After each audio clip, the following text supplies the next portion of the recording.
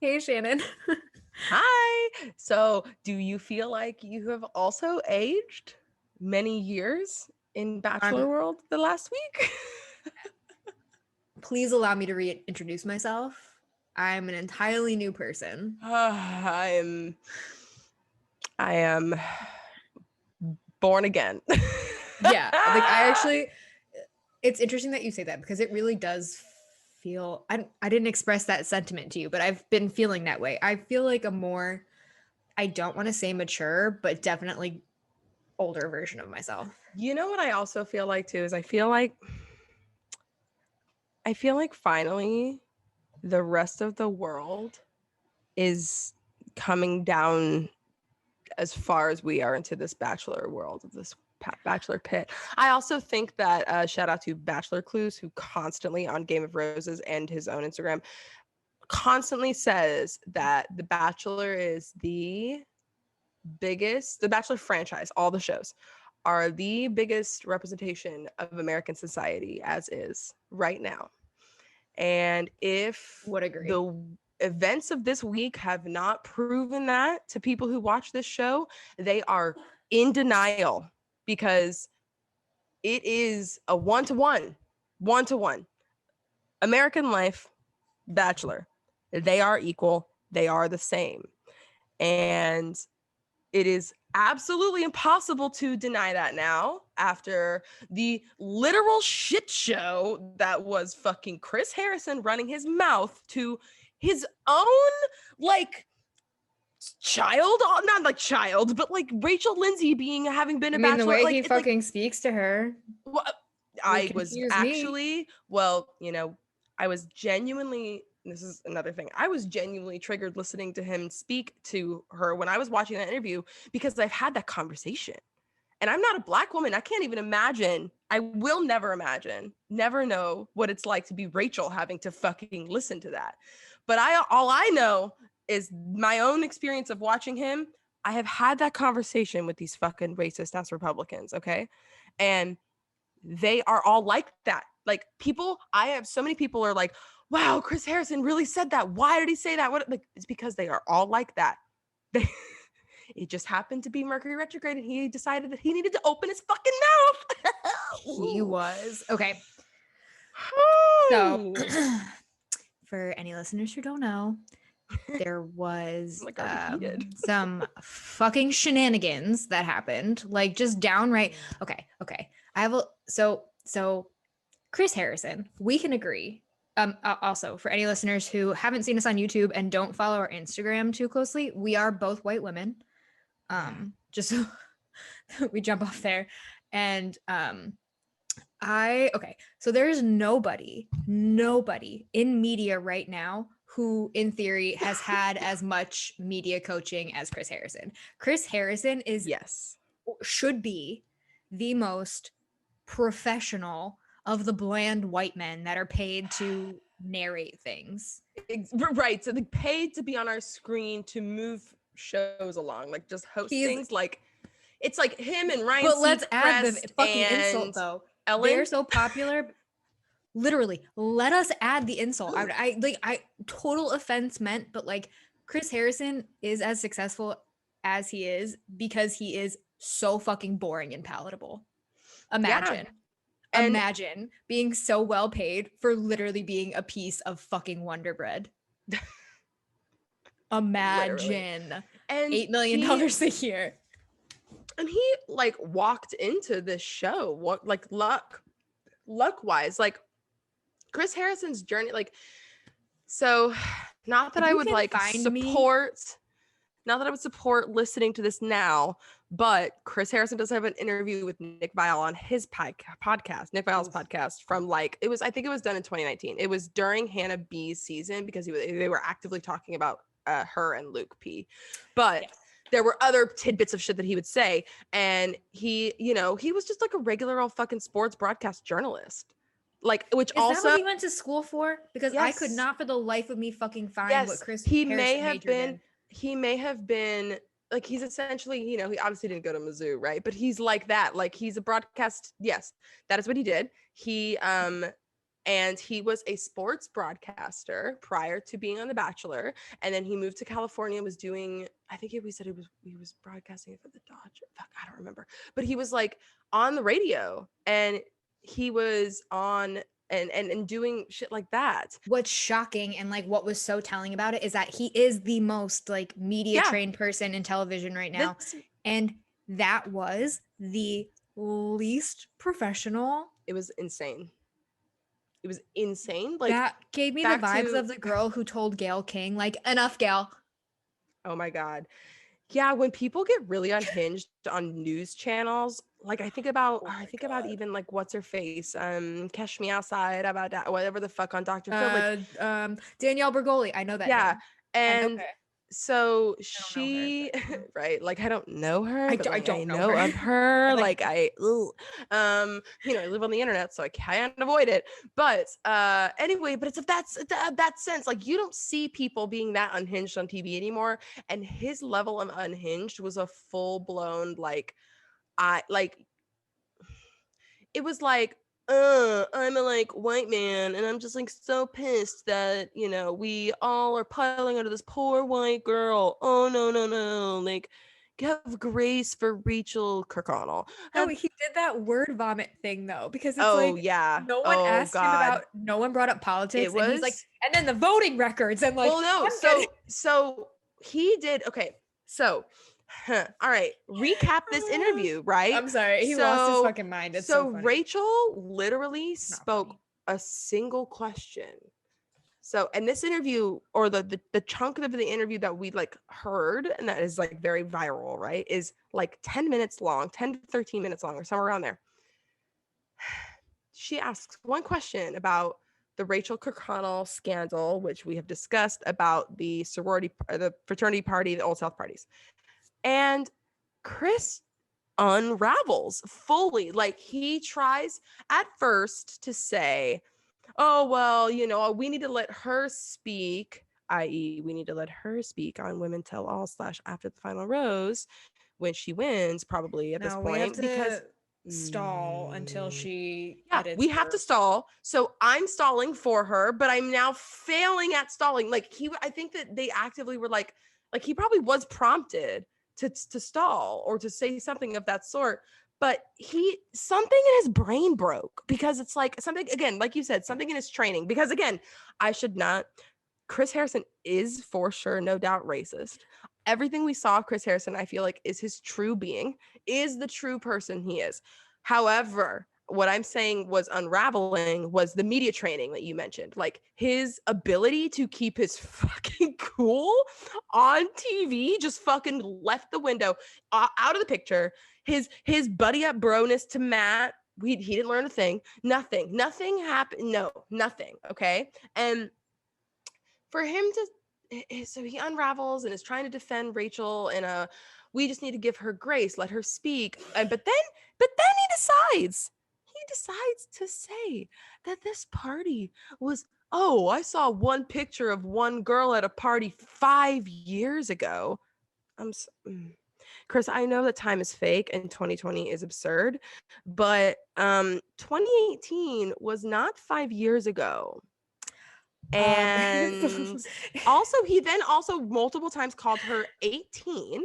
And kept referring to her as a young girl. And of course, as the common imagery of like white victims being, they're young, they're like, they just don't know any better. Like that poor little girl was just like coerced into going to that party. She was forced to wear the costume.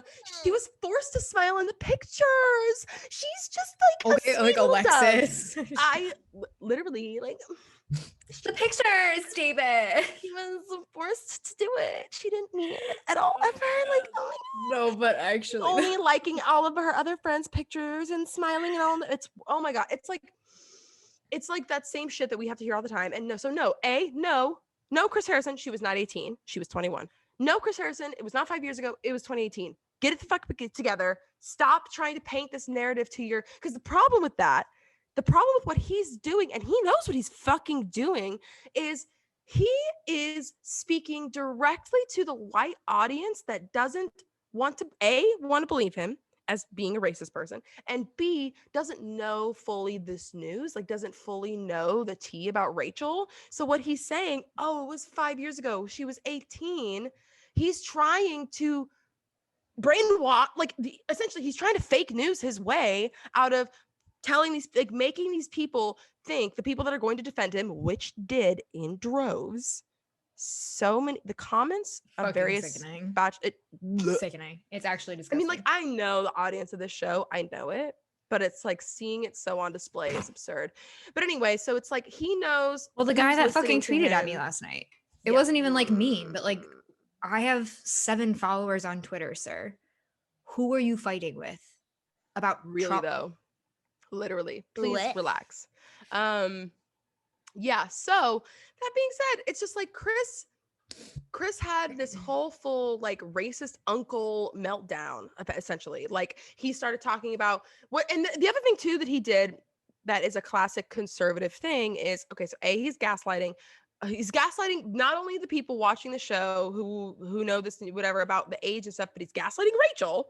Like Rachel Lindsay's not, God, it's so annoying that they're both Rachels. Literally like the woman he's speaking to, like He's in answering like, these questions. Yeah. And he's like condescending to her actively, being like, well, who are you to talk, Rachel?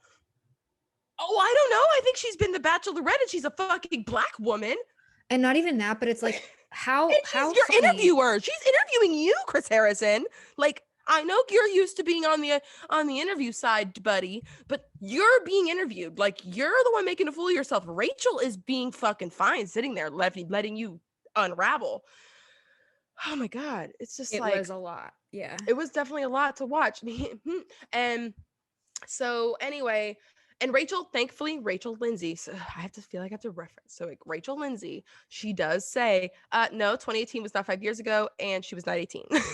She loved like, Rachel. Thank you for being a journalist in that moment. I wish that it's interesting because I found this to be like a really harrowing point, and there are a lot of things that Rachel Lindsay says back to Chris Harrison in the interview that like strike a chord and are those moments that are like, ding, like, how do you not get it after that? You know what I mean? Like she like lays it out so plainly in the most simplest terms. So like, how could you not understand what she's saying? But what I find interesting is like the one thing that kind of was like a moment for me that I don't see enough people talking about is Rachel straight up asking Chris, like, if I were to go to that party, like, what would my role have been? And he glazed over. But is that not like, and that's exactly like, if it's and like, it's just but a blatant disrespect to Rachel, who's trying to have a calm interview, B, and then eventually B, a open discussion of being like, well, hey, like, can you, because like, again, she's doing, so first of all, everybody's been saying like, oh, Rachel is the one that deserves the grace. Rachel Lindsay, sorry. Yeah, so she should have been able to be so much more angry at Chris. She should have been able to have a much more, like, imagine. And this is another reason I think Chris like is, I hate to use the word smart because like smart seems like a compliment, but it's just like like he's using this situation to his benefit to the nth degree, because he is able to have this, he's in an interview setting, he knows that Rachel can't really check him. You know, he knows that, oh, she can't say that much to me on TV right now because we're on TV and she's on her job. It's one thing if they're, DMing or he's talking to her off camera or something, because she probably, as Rachel Lindsay is, as we know her to be, on her own existence and her own Instagram, Rachel's tough. Like Rachel Lindsay is not someone who just is like, I'm just gonna let this racism wash over me, woohoo. And so I'm sure, like, and she says it's come out since. So this is another thing. Look, we have a lot of new information based on all this stuff. So Rachel has now said, she's like, yeah, like, I knew Chris was like that behind closed doors, but I can't believe he said that shit on TV.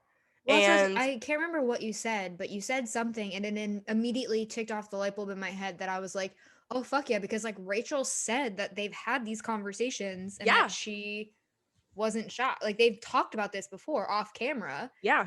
And it seems, I just cut you off and I know that this is exactly what you're about to say. You're good. But no, I like it. Finish my thought, please. But it's like Chris Harrison didn't, when you're saying his media training unraveled, like it's not like Chris Harrison was losing his mind. Chris Harrison was losing his bearings and was like Yeah, showing himself. like he Like was he was losing losing his his composure. composure.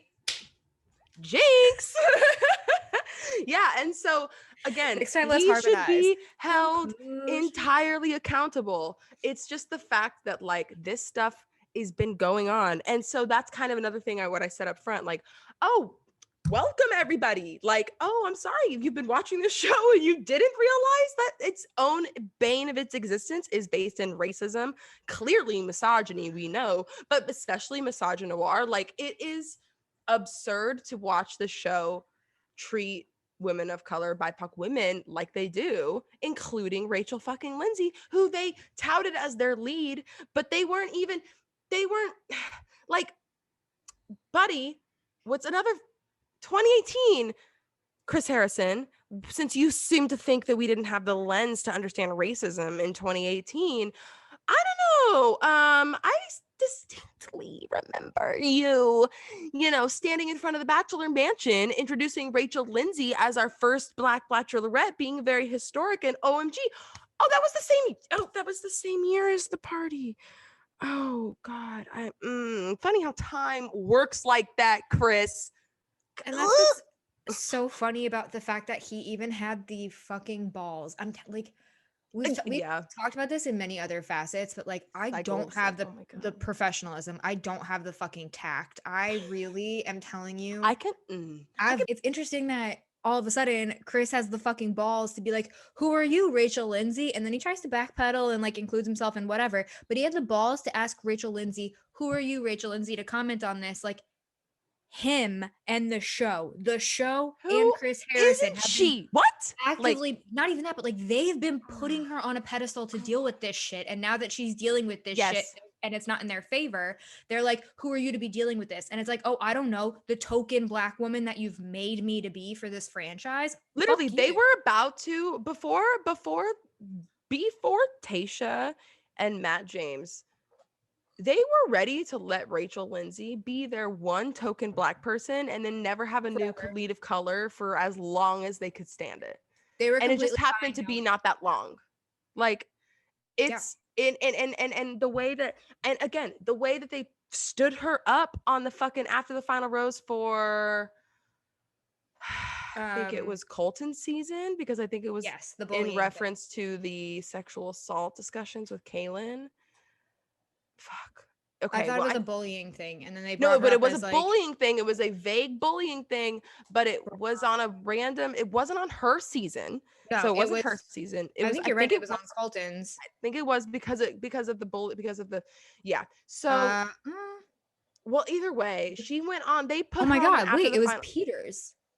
Oh You my want to talk God. about 2020 being the longest year ever? That was March 3rd, 2020. Holy shit.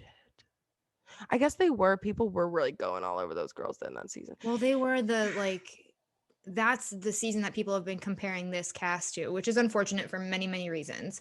But they've been saying that like, well, because Peter's Ew. cast is like notoriously mean girls. And it's like, I all we've guess. had is like Peter's women. And then we had like the great men from Tasha and Claire season. And then another batch of like apparently catty women. So people I don't are even like, believe half these women are catty. no.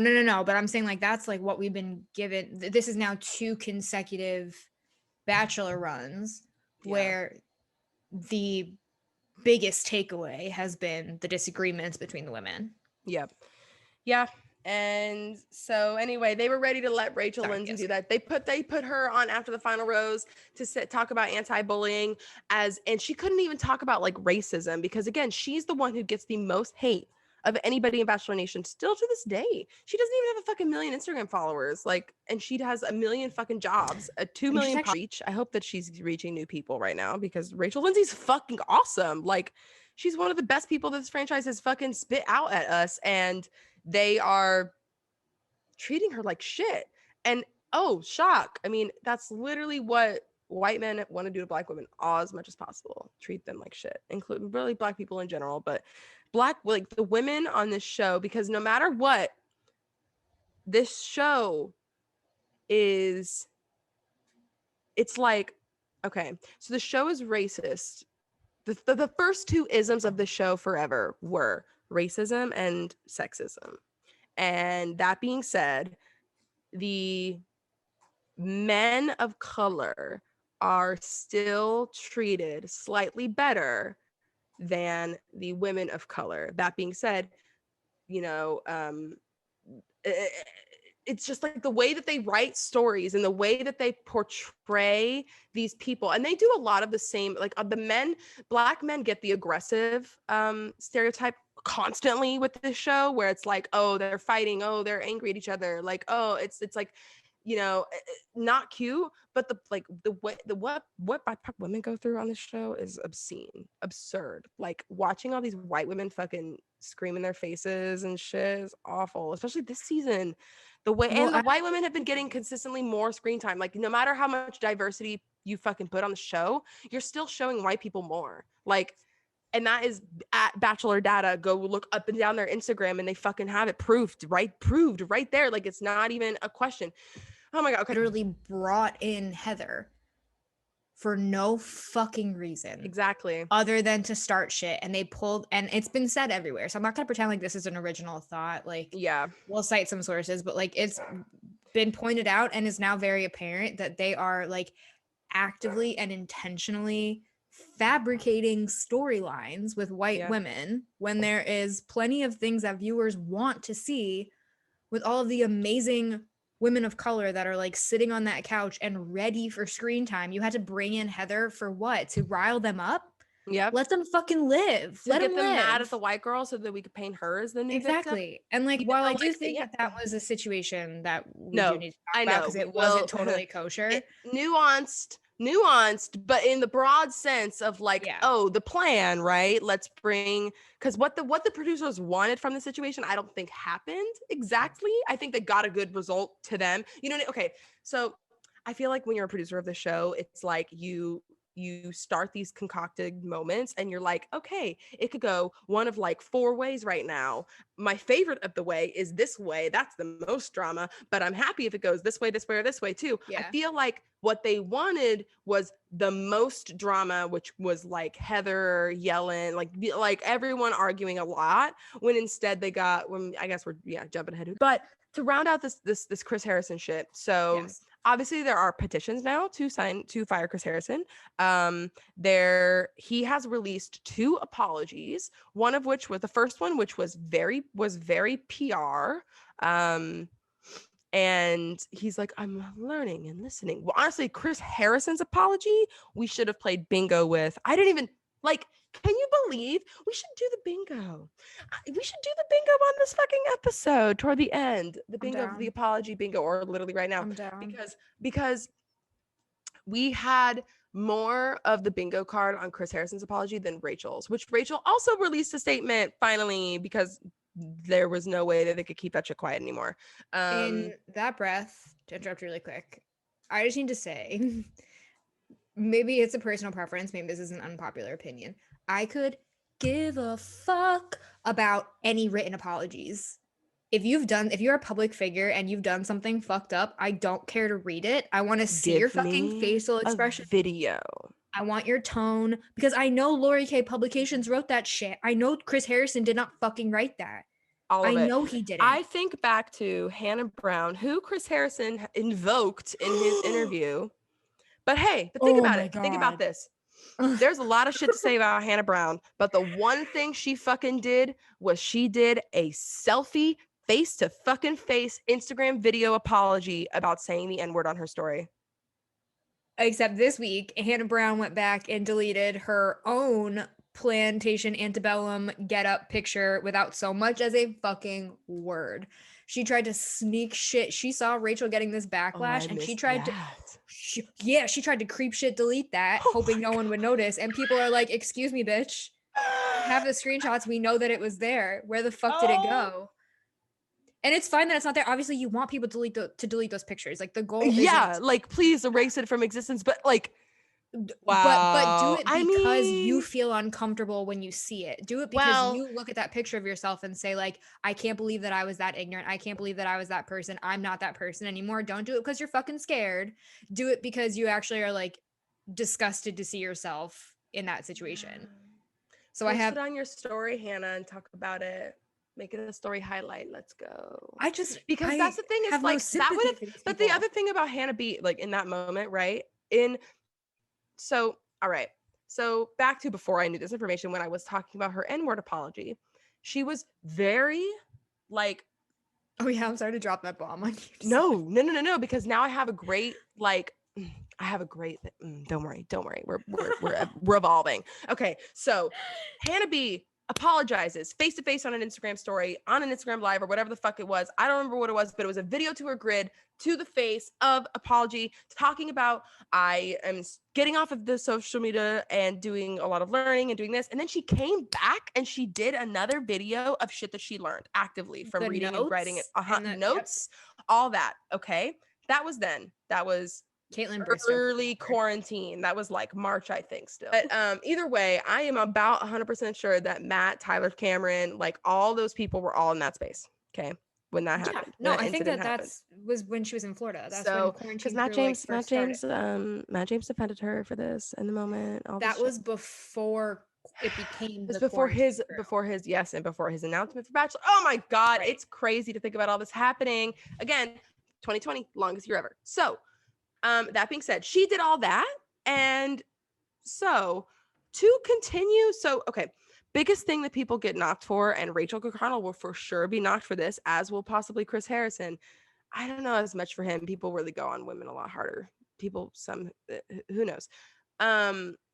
Is the continual work of anti-racism, right? The continual posting and the continual learning, the continual unlearning of your stuff that you've gone through. Girl, at Rachel, at Hannah, girl, I'm from the South, okay? I understand, and I have not understand in a bad way. I do not understand the racism. Fuck that. Of unlearning things, like of unlearning behaviors, of unlearning thought patterns, of unlearning all sorts of things that oppress people. Because yes, it is a fact of the matter, when you grow up in the South, white in the South, and especially in a Republican family, like there are some people I kind of, not really, I don't think I know anybody from the South, my personal friends from the South, that have actual liberal parents. But when you grow up in that environment, yes, it infiltrates your brain, okay?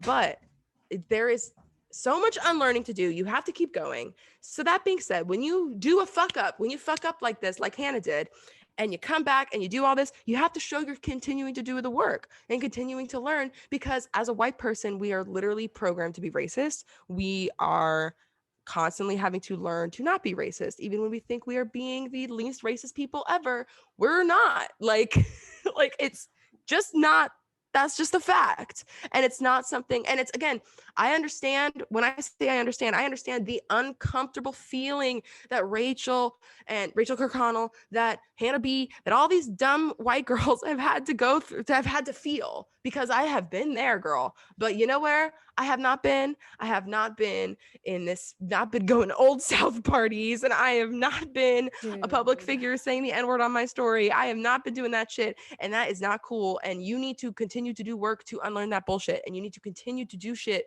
to do, like, So that being said, Hannah B could have, in this moment, having herself a photo of her at an Old South party, she could have posted this on her story. She could have said, I did this too, and it's not okay. I am now learning that this was not okay. And she could call out herself before anyone else calls her out. She could talk about it in an unlearn, like, look, this is not okay. And what Rachel Kirkconnell did is also not okay. And I want her to denounce that, not being like, she could, you know what I mean? Like she could jump it. She could do that. She could jump up in the front, and that would literally show people that she is attempting, right? Some molecule of like learning. But instead, she's got to be sneaky and delete it because she doesn't want to do it, because she wants to feel like that one apology and that one time of taking notes was enough. Right. It's like, oh my God, I was canceled one time. I'm so scared to be like canceled again. And exactly. It's like, when in that moment could have just been another learning moment, another teaching moment for both, learning for Hannah, using it to teach her 2 million plus followers, because that is the thing, is she has a shitload of followers. And did you notice, by the way, that all of the super high follower count white women of the franchise just so happened this week to just like not hardly be on social media? Man, dude. Fuck all of you, Tia. Like I'm thinking about. Sorry, I can't even think of all of them at the It's time. okay. Tia, All I Amanda can think about is Stanton, fucking Hannah Ann. fucking all these white women who have just happened to take the same week off social media. Oh, yeah, those DMs you're probably getting flooded with. Every Bachelor account ever tagging y'all and asking why you haven't spoken up to your millions of followers about a literal racist host that you have had interaction with. Like, hey, it's just anyway. So that being said, we're getting heated. I'm getting Well, it's heated. just it's Getting heated interesting thinking about all because this like shit again. I'm getting a drink. Hang on. as I stated before, we are both white women. Like we are a part of the conversation only from the stance that like we are anti-racist. Like speaking for you and I personally. Working and yeah, like and actively trying to be Right, anti-racist exactly. Like as no much one's as sitting we there and can. like, yeah. And it's not so much about being like, my opinion doesn't matter because I'm white and this is like a problem for people of color. Like that's fucking bullshit and a cop out. And like not a single person should feel okay feeling like that. That's unacceptable and not enough. But like my feelings about the apologies are not relevant because no one's apologizing to Yeah. me. You know, in all seriousness, like I know that we as white people, like as you were saying, like we are conditioned to maybe I thought of a really good way to word this on the train and it's escaping me now, but it's like no, but it's like you can like doing something racist. Oh, I'm scared. I'm so afraid that I'm gonna like say this wrong.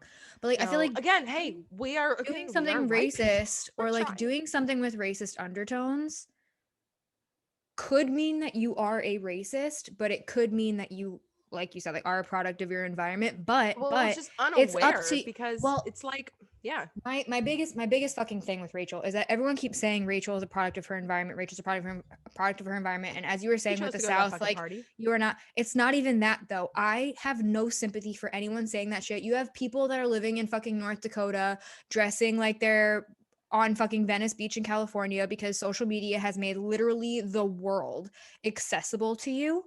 So if you've chosen as an adult, you're in fucking college, homie, like you're going to a fucking fraternity formal, you've been exposed to enough.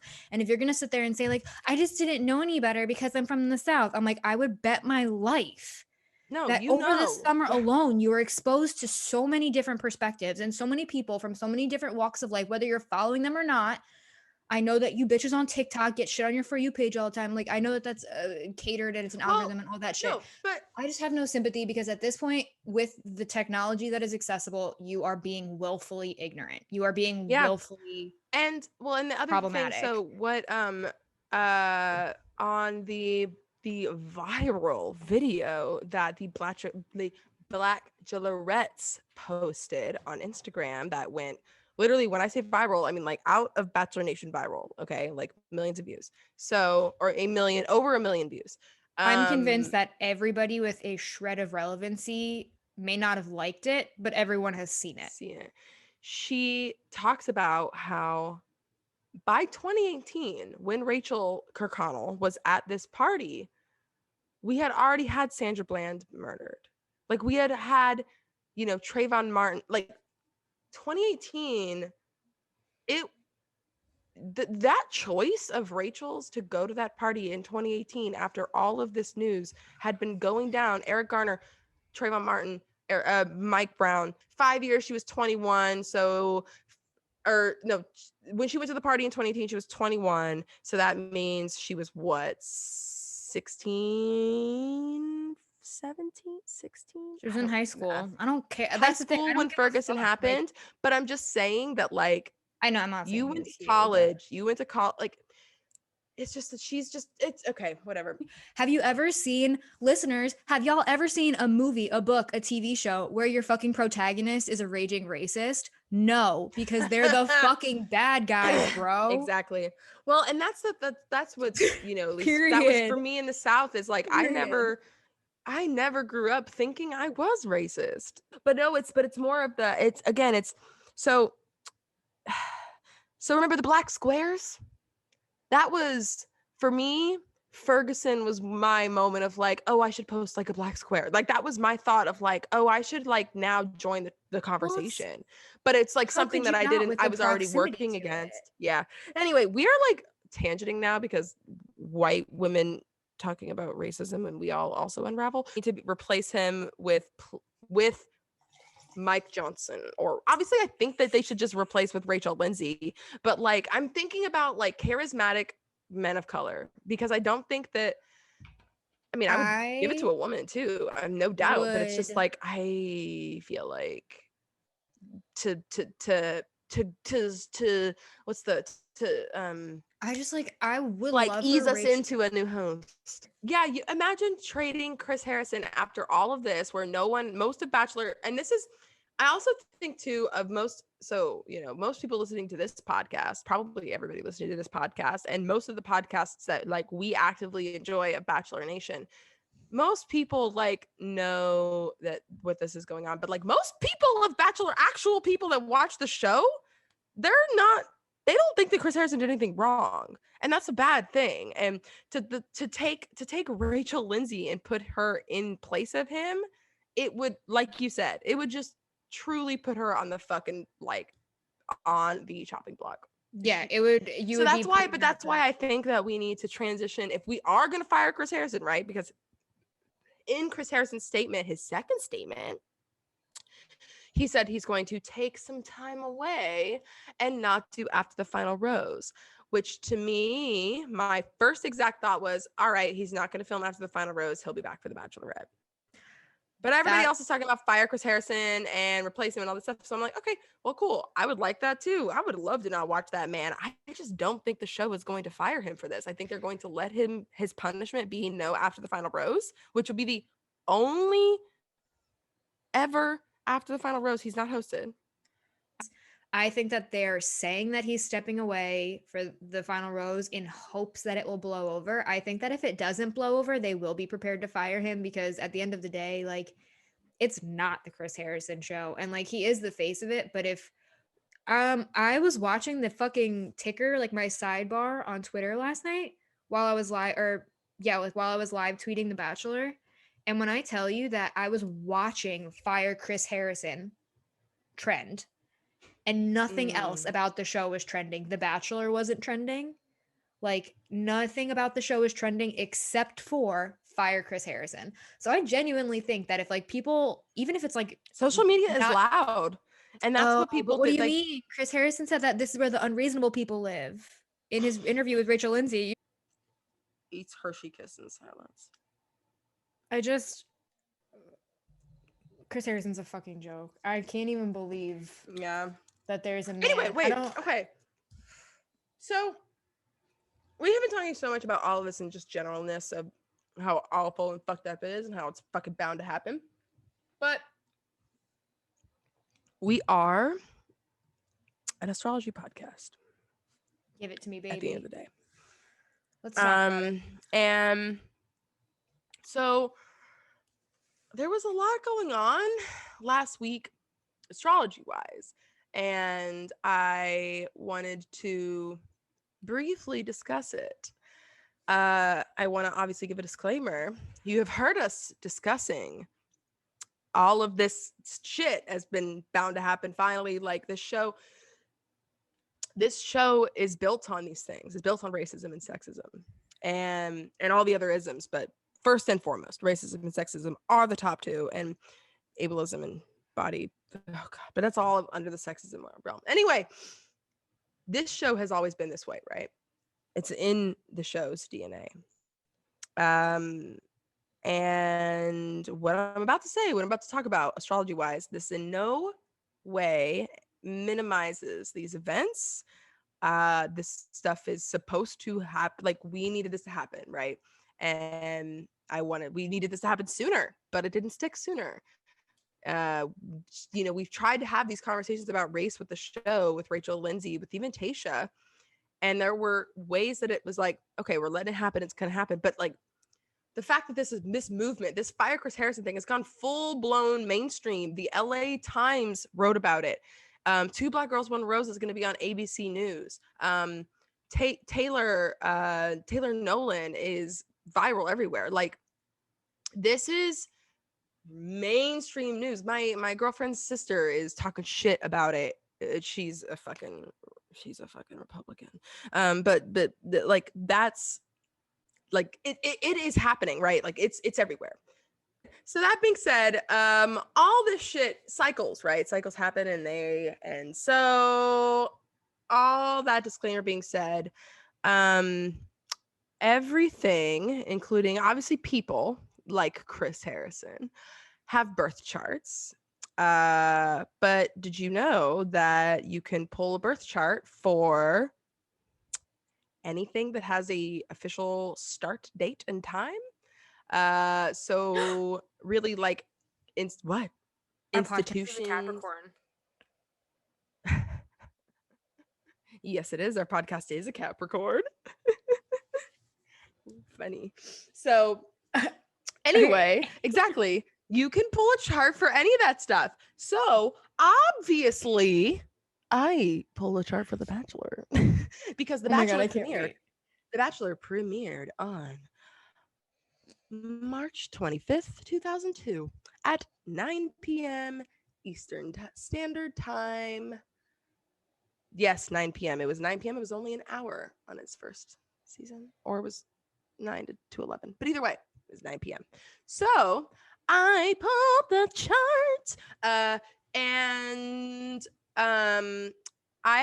what's funny is I pulled this chart like a long time ago before we even ever did a recap, even on your old podcast. And I did a little Twitter thread about it at Astrology Chef, but that shit's buried now somewhere on my feed. But that being said, the show, just for everyone's reference, the show's big three is an Aries sun, a Leo moon, and a Scorpio rising, which honestly makes sense because if there's anything that this show attracts more of, I'm learning and realizing and fully noticing, is Scorpio risings. And you know what I was also thinking about when I was talking to my chart twin, Emily? She thinks that Chris Harrison, and I also agree, is likely a Scorpio rising to match up with the show's rising sign, because Chris Harrison is a Leo sun and the show has a Leo moon. And so Chris's identity, his sun sign, and his Mercury, which is the way he communicates and like all that stuff, is literally on what is called the midheaven of the show. So MC, midheaven, it's like the highest point of the chart. When you look at the circle, it's kind of where we can look at a place, like a place in our charts we can look at to see what we're doing the most in the public eye, and how we find a spot in our career and that kind of thing. So Chris having his sun and Mercury right there on the show's midheaven and moon is literally, he is the face, like he is the actual presentation, like he is the identity of the show, not the identity of the show and like the, we could survive without Chris Harrison, but right. He is the original host, right? He's the face so of it, yeah. In theory we should be looking at Leos to replace him. Just saying. Hey guys, Leo sons. But yeah, yes, Jess, let's put Jess in front of Jess. I would love the job. But anyway, so that being said, Chris Harrison, it wouldn't surprise me if he was a Scorpio rising, and just like the show, because he has a Scorpio Jupiter, and I could see him with Jupiter in the first. Lucky little motherfucker.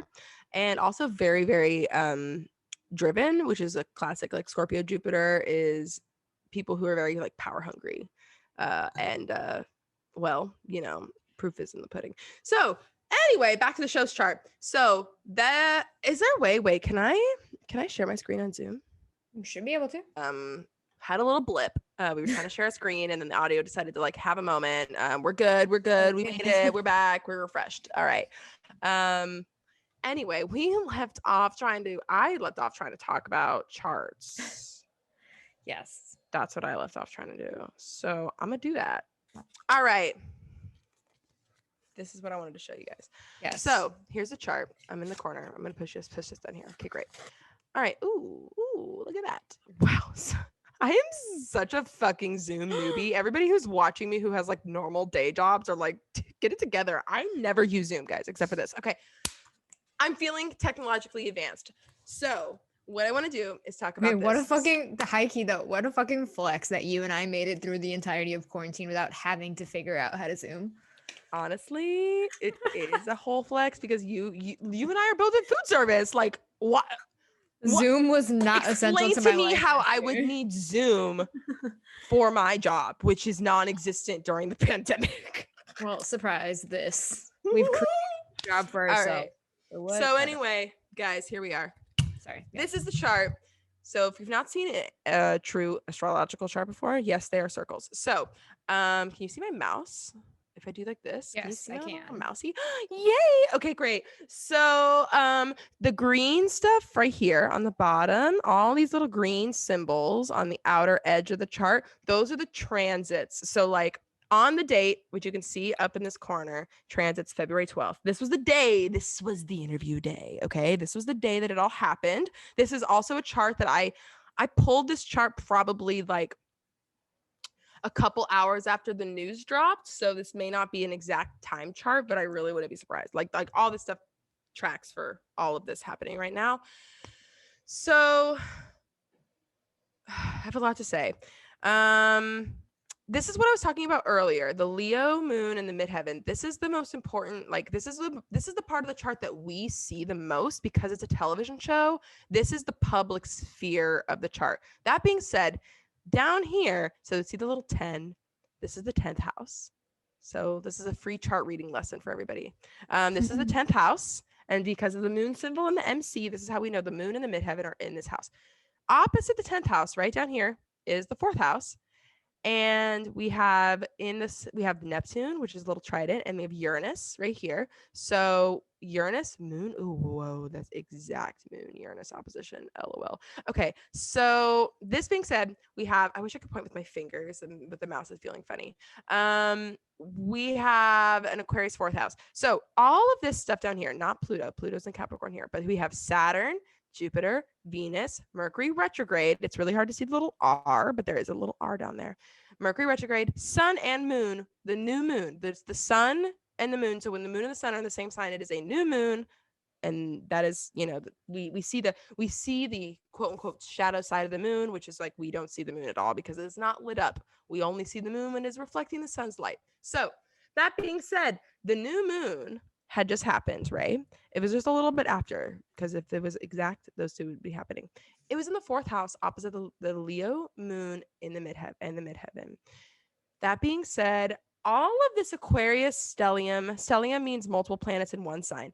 All of this Aquarius stellium energy is opposing the public part of the chart. And the 4th house is often representative of things that are kind of not like hidden fully because that's like the 12th house, but hidden in a way that's like the emotional core, the emotional center. So with the 4th house, it's like the heritage of the show, the culture of the show at home, right? What the behind the scenes of the show. Honestly, this is a great way to put it with a television show's chart. 4th house is behind the scenes, 10th house is what we see, okay?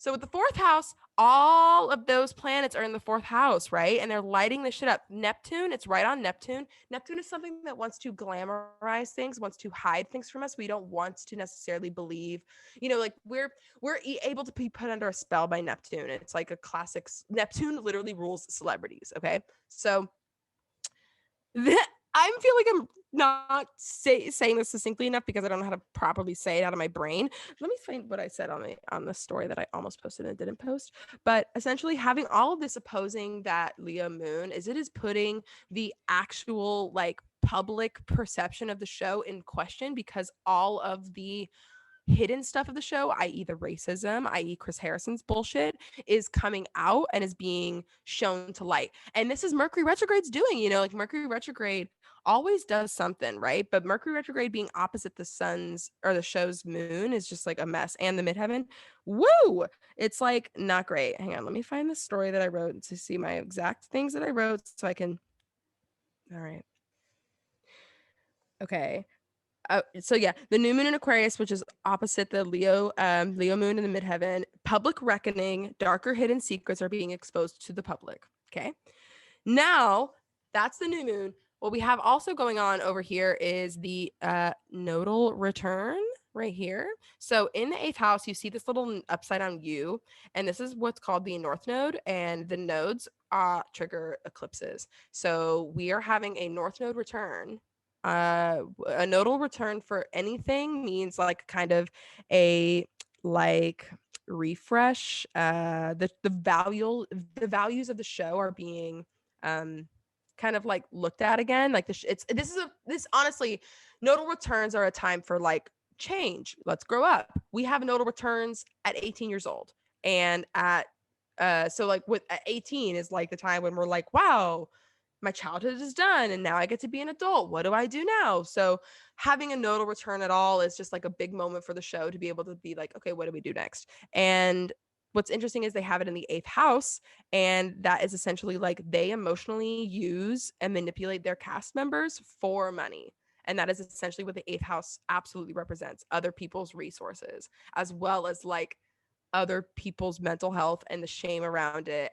And so the fact that the show has that happening there, and Saturn, like the responsibility, the show makes a whole career out of doing this to people. It's trash. And the other major thing that's happening too is over here, Taurus Mars in the seventh house is having a Mars return. The show's chart is a Scorpio rising, which means that it's ruled by Mars. The whole show's chart is ruled by Mars. That's why we watch so many fights happen on the show. That's why it's known for the drama that and also Leo moon, right?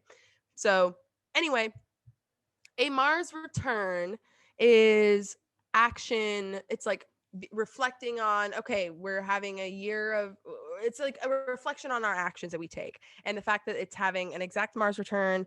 We action is being taken by others because it's in the seventh house of other people. So it's other people are starting to take this action against the show, and that is where Rachel Lindsay's chart comes in. Rachel is a Taurus, and I don't even need to pull up her whole chart for it, but like Rachel is a Taurus sun and Taurus Mercury. And that being said, like you put that shit in the seventh house of the show, she is actually like, she is this transit. Like it's the best way to describe a human being a transit is we as people are transits for our parents. We are the living embodiment of a transit to our mothers, because it's like we were born, right? So like a birth is something like that's a transit that happens, and you are the walking embodiment of whatever, like that's your chart, right? Your chart is a transit for your parents. It's like when you look at synastry charts of you and your parents, it's like what was going on in their chart when you were born. It's really crazy. So Rachel is essentially the transit. She is the catalyst. She is the one who is triggering this Mars return stuff. She's the Taurus who is coming through like, hey, this shit needs to be changed. I'm going to ask you this question and I'm going to make you unravel. And now everything else is going to domino effect around you. God damn. It's like art watching it, honestly. Like, and this is like, so in astrology circles, this is kind of what we call an astrologer good, and it's not a good thing. Racism is not a good thing. But what an astrologer good is when like you see something happen and then you pull the chart for it and it's like couldn't be more perfectly written, or it's like when you just see something that's like, okay, that like Rachel being the Taurus transit for this is the astrologer good to me. Like I'm like, yes, because somebody that held weight had to do this. Taurus people hold weight. They have this long, like Taurus people sit in this. Taurus people get called like lazy all the time or like slow moving or whatever, but really they're just sitting and waiting for the right moment. And Rachel Lindsay got this right moment, right?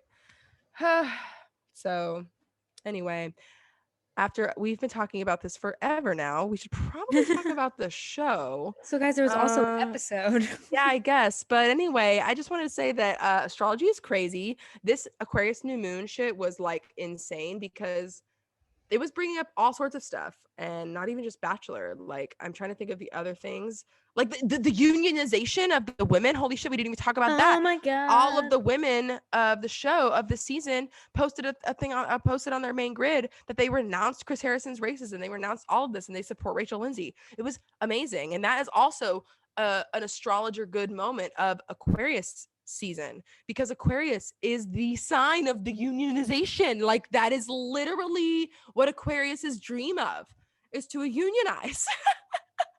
And so the fact that all these women are doing that is crazy. So anyway, I'm gonna stop sharing my screen.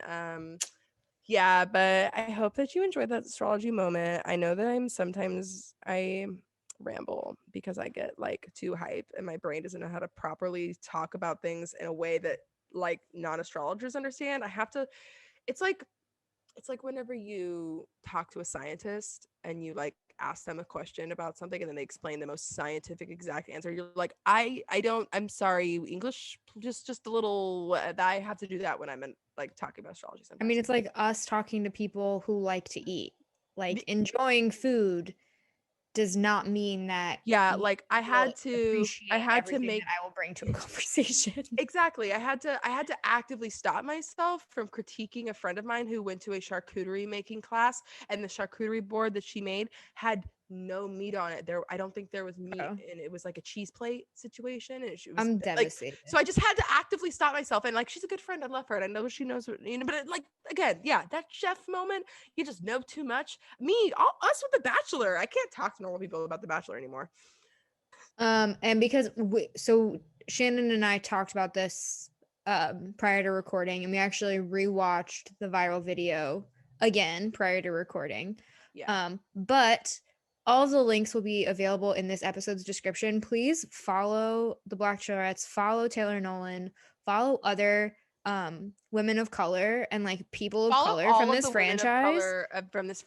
From this season. Follow Rachel Lindsay. But also I'm gonna put the Venmos. I don't know why that was Venmos, all that stuff. All the Venmos, because like, guys, I feel like this is second nature to us, just because like we've seen these conversations happen probably more than other people may have, just due to our like intent to be involved. But this emotional labor that these women have done for you should not be free. Like, please pay them, send them money, like, do things to benefit them. They've been on the receiving end of all of this fucking bullshit and have still managed to find the time to be polite and give you the fucking grace that you say that you want. So compensate them, please. Yep. And that's that on that. Yep. And now I guess we should talk about the episode that happened last night. And last night. Sorry. Also, everyone's no, it's fine. Also, if you can hear coughing, my girlfriend got sick, not COVID sick. We officially got tested yesterday. Babe. We got tested. We don't have COVID, but Olivia had it worse. I'm picking it up now. You can kind of hear it in my voice a little bit, but I'm starting to get congested and coughing a little bit. So if you hear any of that stuff, that's just because we're sick over here, but we're COVID negative because we don't do anything. Humidifier, right? Oh yeah, I should do that. Good. But I also have this magic, which is from Italy. So it's literally no spray, but it's Vicks. I've had that. Yeah, but for some reason they don't sell it here anymore. But I got it in Italy. They don't sell the actual solution that you spray up. They only sell those like sticks that have the shit inside that you like put it up to your nose and smell. They don't sell the actual solution. Yeah, I think it's because people were probably like doing something with it. But either way, can do too much. You can. Yeah, but this stuff is like amazing. Like, you 2 squirts of this and you were like breathing clear. It is magic. So I love that. Shout out to Italy for the good shit. All right, so holy shit, this episode happened. It was boring as fuck, so let's talk about it really fast so we can be done. Wow. So Heather's here. And I Okay. also almost accidentally wrote her in as Hannah again in my fucking notes. Dude, so I can't remember had her a name. thought today that I didn't have, or I guess I had a thought last night that I didn't have last week because we're picking up where we left off last week. This is the cliffhanger that they left us on. Was like, Yes, that will the Heather is women be interrupting the mad? women. Yeah. So Matt says to Heather that like Hannah's qualified to pick a woman for me. Like we share a best friend, like calling Hannah his best friend and like all of this shit. And the thing that obviously we know that like Hannah Ann set Heather up if that's what actually happened, whatever. But the thought occurred to me Not that Hannah if Ann, Hannah B. whatever, sorry, Hannah Ann on the brain. I blame her for the feta pasta on TikTok, and I don't know why, but I know that it's somehow full circle. No, She's because of Hannah Ann. It's her fault. Honestly, the feta. She's not smart enough for the feta thing. Okay, I don't want to talk about it. We have people All right, baking feta. Smart. yeah. This is not a thing. Anyway, so we should my have an thought episode of process- Average Bear podcast where we talk about viral food trends. Okay. Yep, Anyway, okay, next. great. We'll record that later this week. So I had the thought where like, if I'm a woman and I'm vying for Matt's affection, why would I be so like bold as to not be nice to his best friend's best friend? Like I know that that's like a chain, right? Like I know that that's like a couple degrees of separation, but like I'm not going to go out there and be a bitch to your friend Erica. Yeah. Because I'm friends with you. Like why I would be, even if I didn't like her, I would be polite to her, which I do. She's very sweet the one time I met her. No, but it's you know, like, you know what I'm saying? But Like the idea of you are trying to date this man, and whether or not they know this one, but I don't know. I guess they don't really know that they were. if they know Matt well enough where they were so excited and there was this crazy voter turnout, like whatever. Turnout. I love it. But like if there was so much like excitement for Matt, these women would have to know something. And like, you know, he's best friends with Tyler. All of those women know he's best friends with Tyler. All of those women know that he was living with Hannah Brown. If the first thing Heather says when she walks in is Hannah Brown is my best friend, she told me I should be here, I understand not being like scared of anybody. Like I get that. Like I understand the women being like, I don't care, I'm here for Matt, I don't care about you. But are you gonna like actively be rude? I wouldn't. I personally would not. No, it was embarrassing to watch. I think that especially too after we were waving the anti-bullying flag last episode and last couple episodes, and here we are. We're all just gonna pile onto Heather and I'm not. And this is where we were kind of talking earlier about like the nuance told, like, oh, the white women are coming in. We're sending the white women in to freak out all the women of color left, because it's mostly women of color left at this point. There's Rachel is the like, how can we make a white woman into a victim somehow? Is Rachel the only white woman left even at this point? Now, but before Kit. And Abigail. Abigail's white passing at least. Kit and Abigail. So okay. But even then, Black women still outnumbered. Like women of color, BIPOC women outnumbered, including Serena C. Like, no, Serena C was gone by then too. No, right? She was there. No, she was. But I'm she's mixing the one up that was what like, time you can this was. Yeah. Oh yeah. You can go cry in your interview. I don't want to hear it. God, they were being unnecessarily rude. Oh, so you messed up the first Bachelor, so you have to do your first season. So now you have to come to this one. It was ruthless. That Scorpio in her was fucking jumping. She was not having it. I think she like left all of her like composure with Katie, or not with Katie, with MJ, yeah. With MJ, and then just like something in this triggered her. That she was like, so you see an engagement after this then? You can see I was obsessed. I was like, Jasenia, do you see it? Jasenia, do you see an engagement after this? You haven't been. Have you been having this conversation with all of the women? Because like, are you the fucking engaged?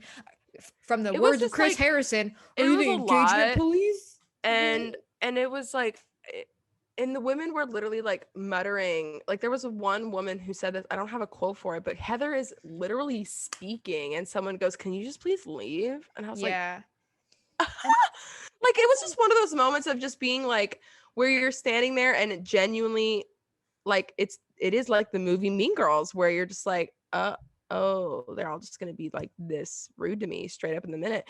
And Heather was not ready and was just like, you could physically see her. She's like, uh, okay. And I'm gonna cry now. And that's whenever Serena's like, go cry in your fucking interview. We don't care. She's like, okay, bye. I get the women being frustrated and upset, right? Like they've been through the fucking ringer. Like these producers they have also not just been kind to them.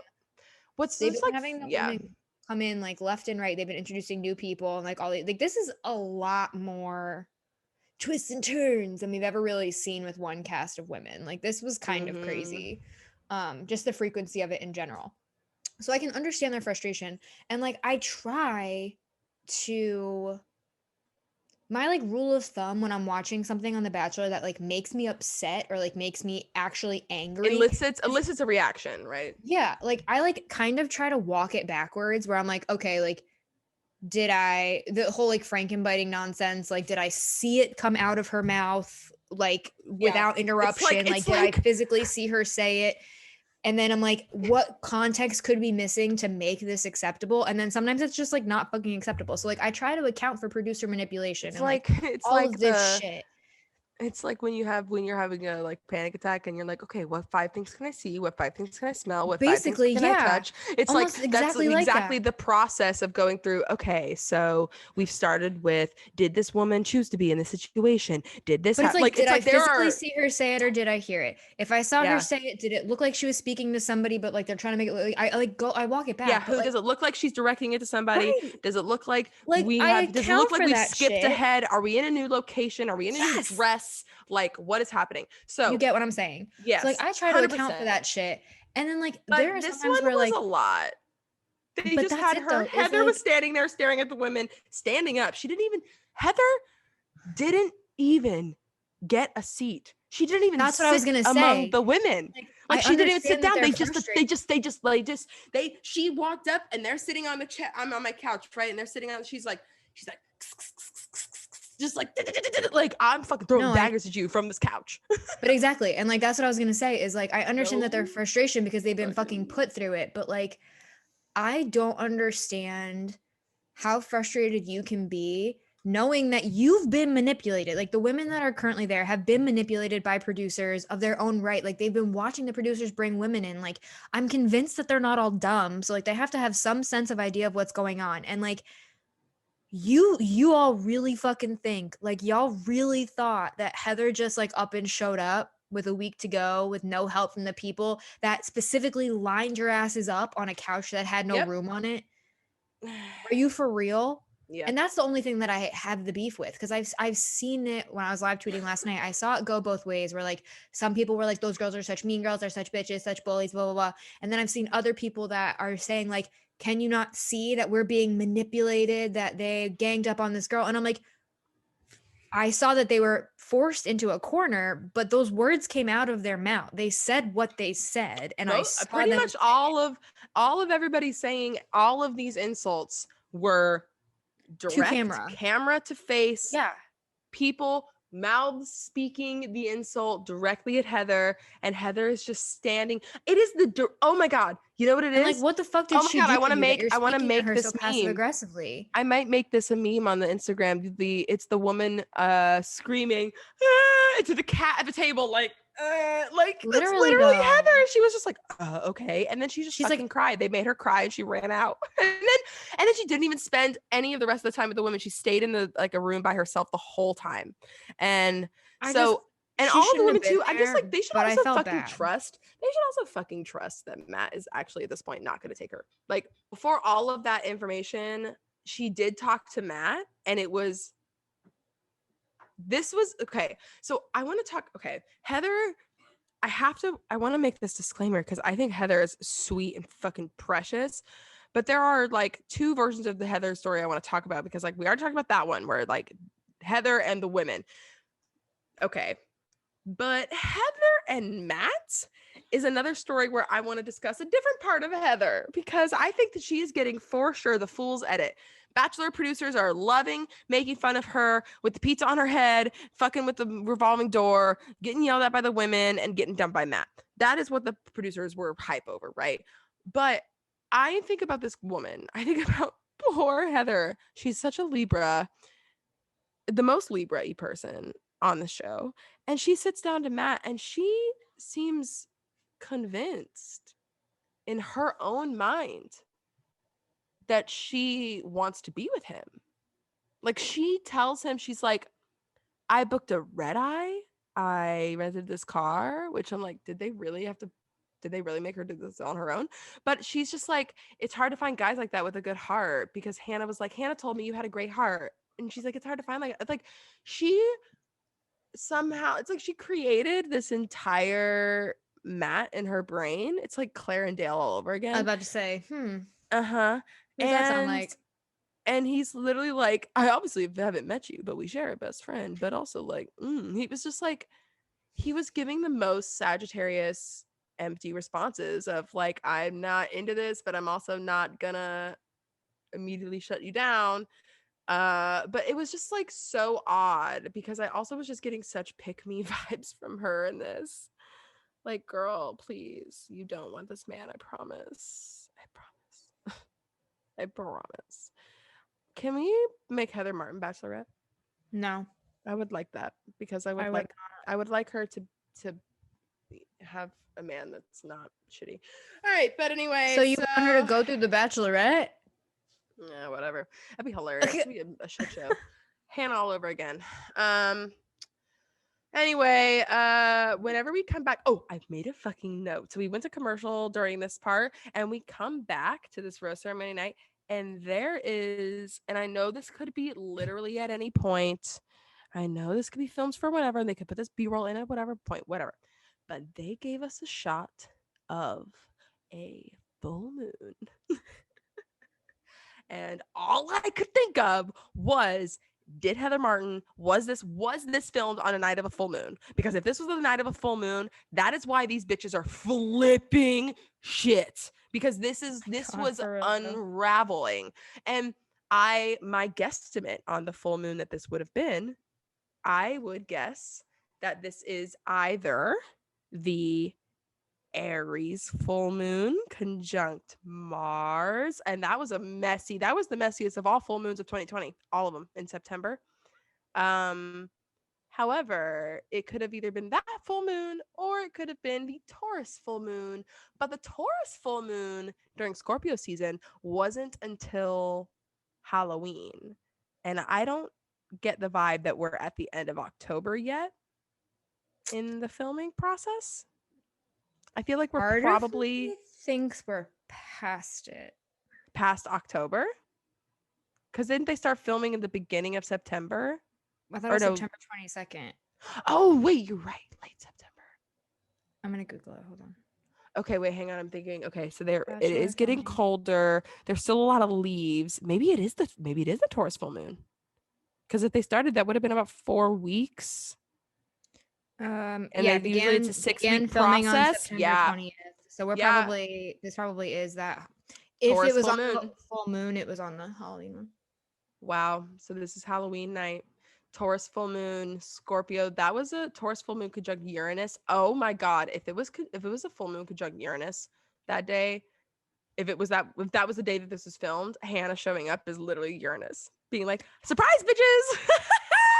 That's all Uranus rules is unpredictability, and having that Taurus moon, full moon. Also, Taurus full moons are really romantic and very dramatic because it's in Scorpio season. It's always very sensual and like drama. I just feel like the way that Heather reacted to the women speaking to her, because I tweeted this last night. Like, thank God I would never be considered for this show, because if all of those women were if I was a stranger and I walked up and all those women were like talking to me like that, I'd be like, I don't know who the fuck you think you are. Like, I'm sorry. Oh, they put Heather in there on purpose because she has nothing to say. Like, and that's what I was gonna say is like, if Heather's the type of person that's gonna like, if that happens to Heather and Heather's reaction is to cry, whether it's from like frustration or sadness or whatever, like, as improper as it is, that's perceived as being weak in the situation. And I just don't get the vibe that someone who would cry in that scenario is someone who's confident enough to get in a car and drive across the country on their own Yeah, volition. no, this was obviously all planned. So it's stressful to watch this unravel for her like that. It's just unfair to Heather. Yeah, Heather, I'm sorry for And I you, will girl. say this too about Heather's chart, and I posted this on the story. By the time that episode drops, it may have disappeared, but I'll probably stick something on the highlight. But Heather is a Libra sun, right? But she has sun exactly conjunct, and so conjunct means it's the same sign in the same degree. So like a Leo sun and a Leo Mercury would be conjunct, right? Because they're very close together in the same sign. So she has a Libra Chiron. Chiron in astrology is the wounded healer, and is like Chiron kind of is like a everyone needs to go to therapy, right? All Yeah. human beings need to be in therapy, whether Everyone can we benefit. like it or not. Chiron in our charts is kind of where we can look to be like, why should I go to therapy? Because again, every human, it's just like our own little flavor in our charts of like, oh, that's something we would probably be unpacking in therapy. So she has sun conjunct Chiron, which is just like a lot, like that points to a lot of insecurities, and someone that is very insecure, but also once they grasp the security of themselves, because there is a point that we get to heal this. It's a very much like an inner child wound, Chiron. So it's like once you get to heal that, you get to help others to it, and you get to kind of come out really strong on the other side, and it's a really nice way of it.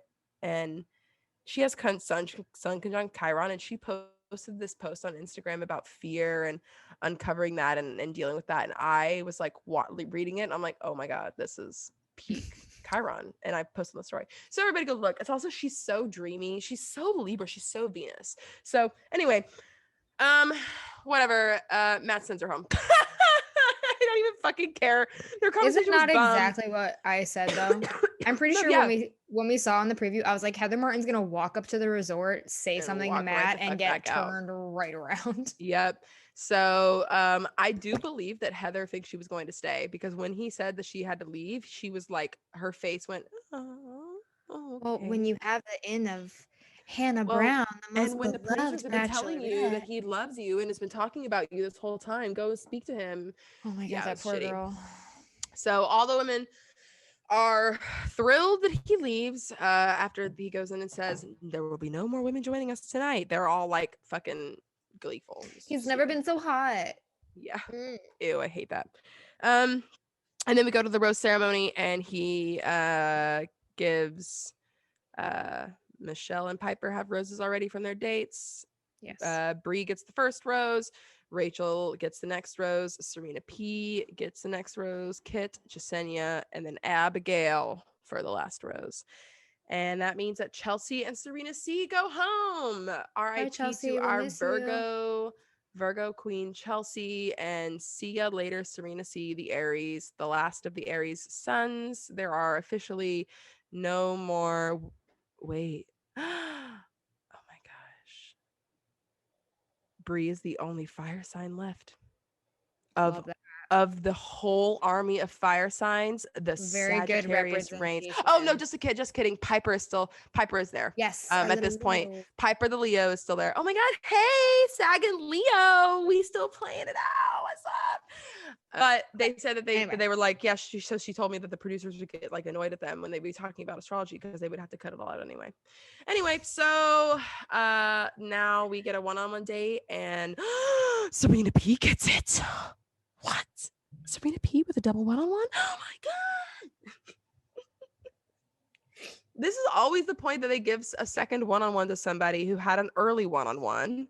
And Serena P's one-on-one wasn't that early, but for some reason I feel like they do this to just screw with people. Like they make it happen on the purpose. It also is like a very clear indicator that all of the beef that the women have, like every single issue that we've seen in regards to like time or game formatting or whatever, had nothing to do with principle and had everything to do with personalities. 100%. Because no one upset. I mean, they were like upset. Like Abigail clearly cared, and like just said, you know what I mean? Like women cared that they didn't get the one-on-one, but we didn't get any footage of the women conspiring or bashing or talking shit on Serena because she happened to get the second one-on-one. Like they were more like solemn and like sad and like that's Right. disappointing, but like okay. Well, because As opposed Serena's to an like straight up, OG. oh Remember? Serena P's an OG. They can't shit talk her.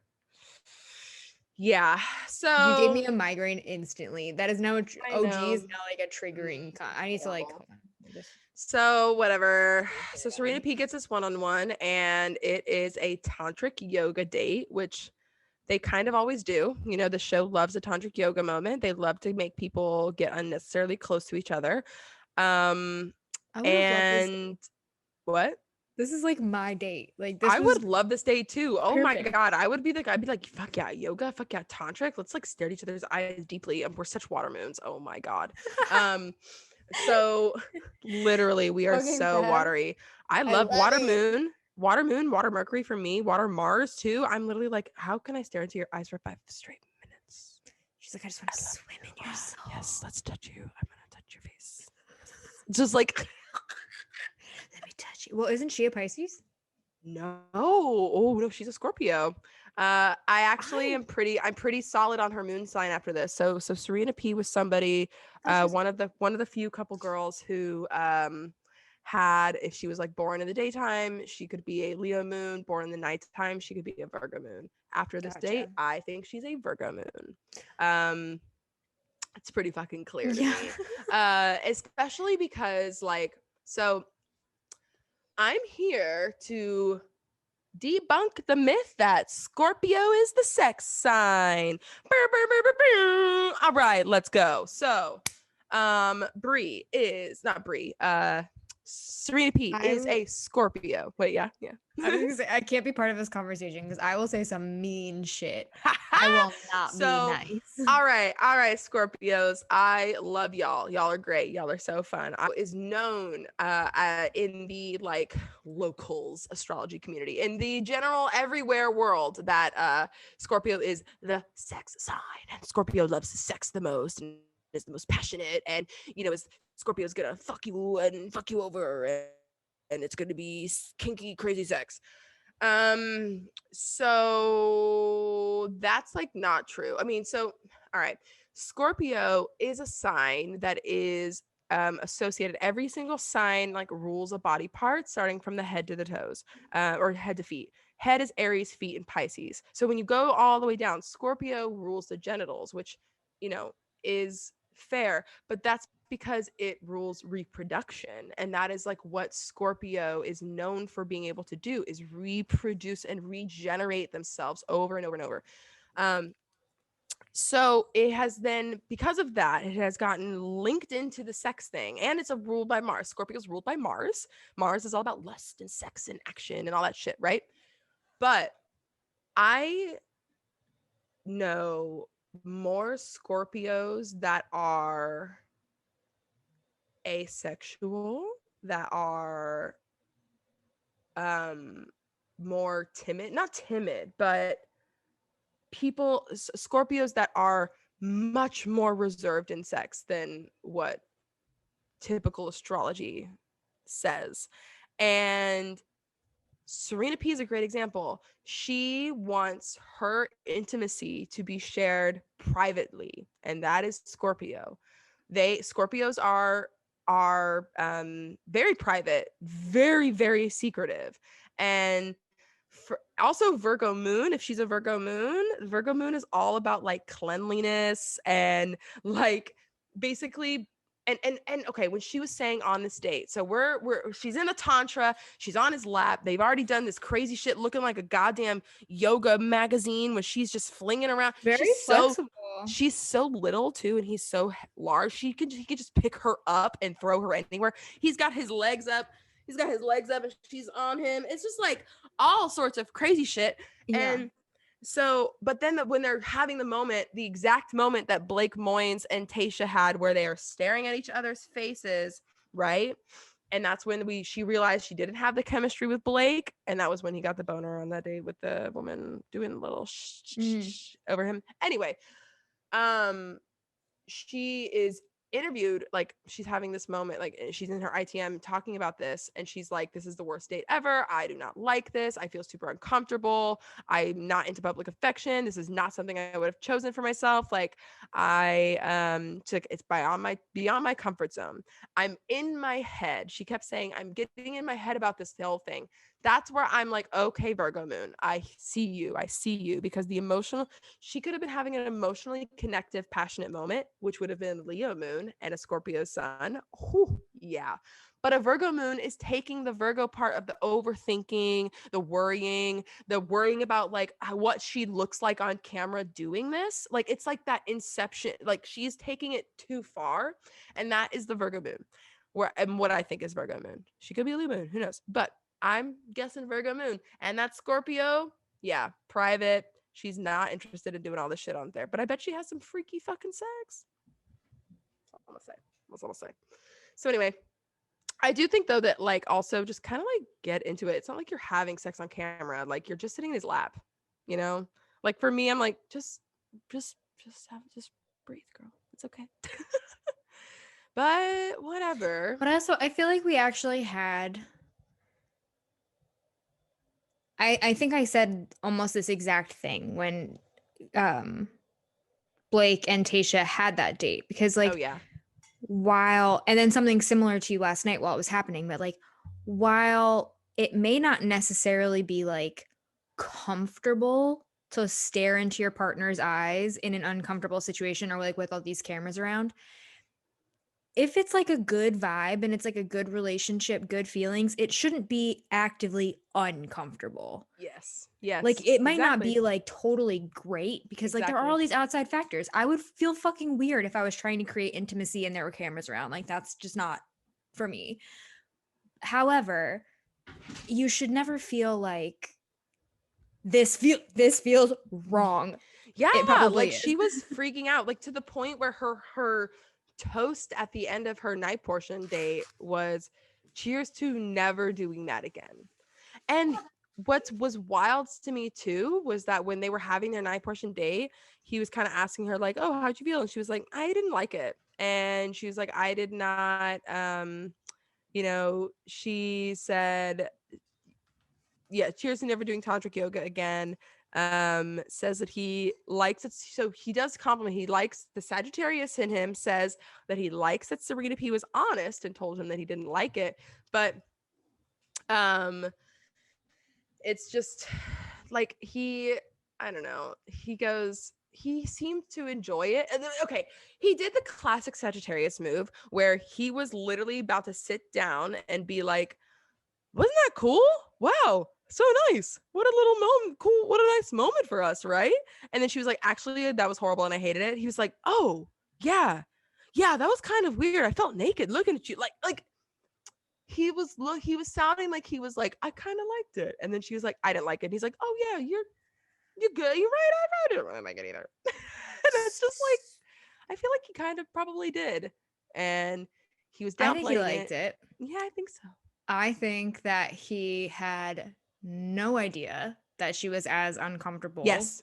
Which is also saying something else, because exactly. Like, while exactly. I can mask my emotions sometimes if I'm like really, really trying, my long-term partner can absolutely tell you when something is not right because of like something happening way back here in like the back of my eyes. And yeah, exactly. So he couldn't pick up on it. And weird. Matt does not seem like the kind of man that could pick up on any of that, like ever, even to his partners that he's really close, like maybe after time, but it's just moments. I might be jumping the gun because I feel like this is definitely more more obvious for me in the dinner portion of the date, and like we can talk about when we get there, but like this was the beginning of me. Oh, I'm kind of at the dinner portion. Go ahead. Yeah, no, all they did was get the date card, right?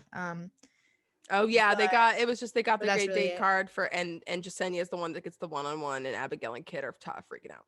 That's all it happens. Yeah, so like I had the thought when I was watching it that like I want and need to see all of the cut footage of Matt and Serena interacting, because based on what I did see during that dinner portion, that conversation that they had, Matt seems to be quite interested in her, and she does not seem to be returning the level of affection. Like, it seems like he's actually super, super.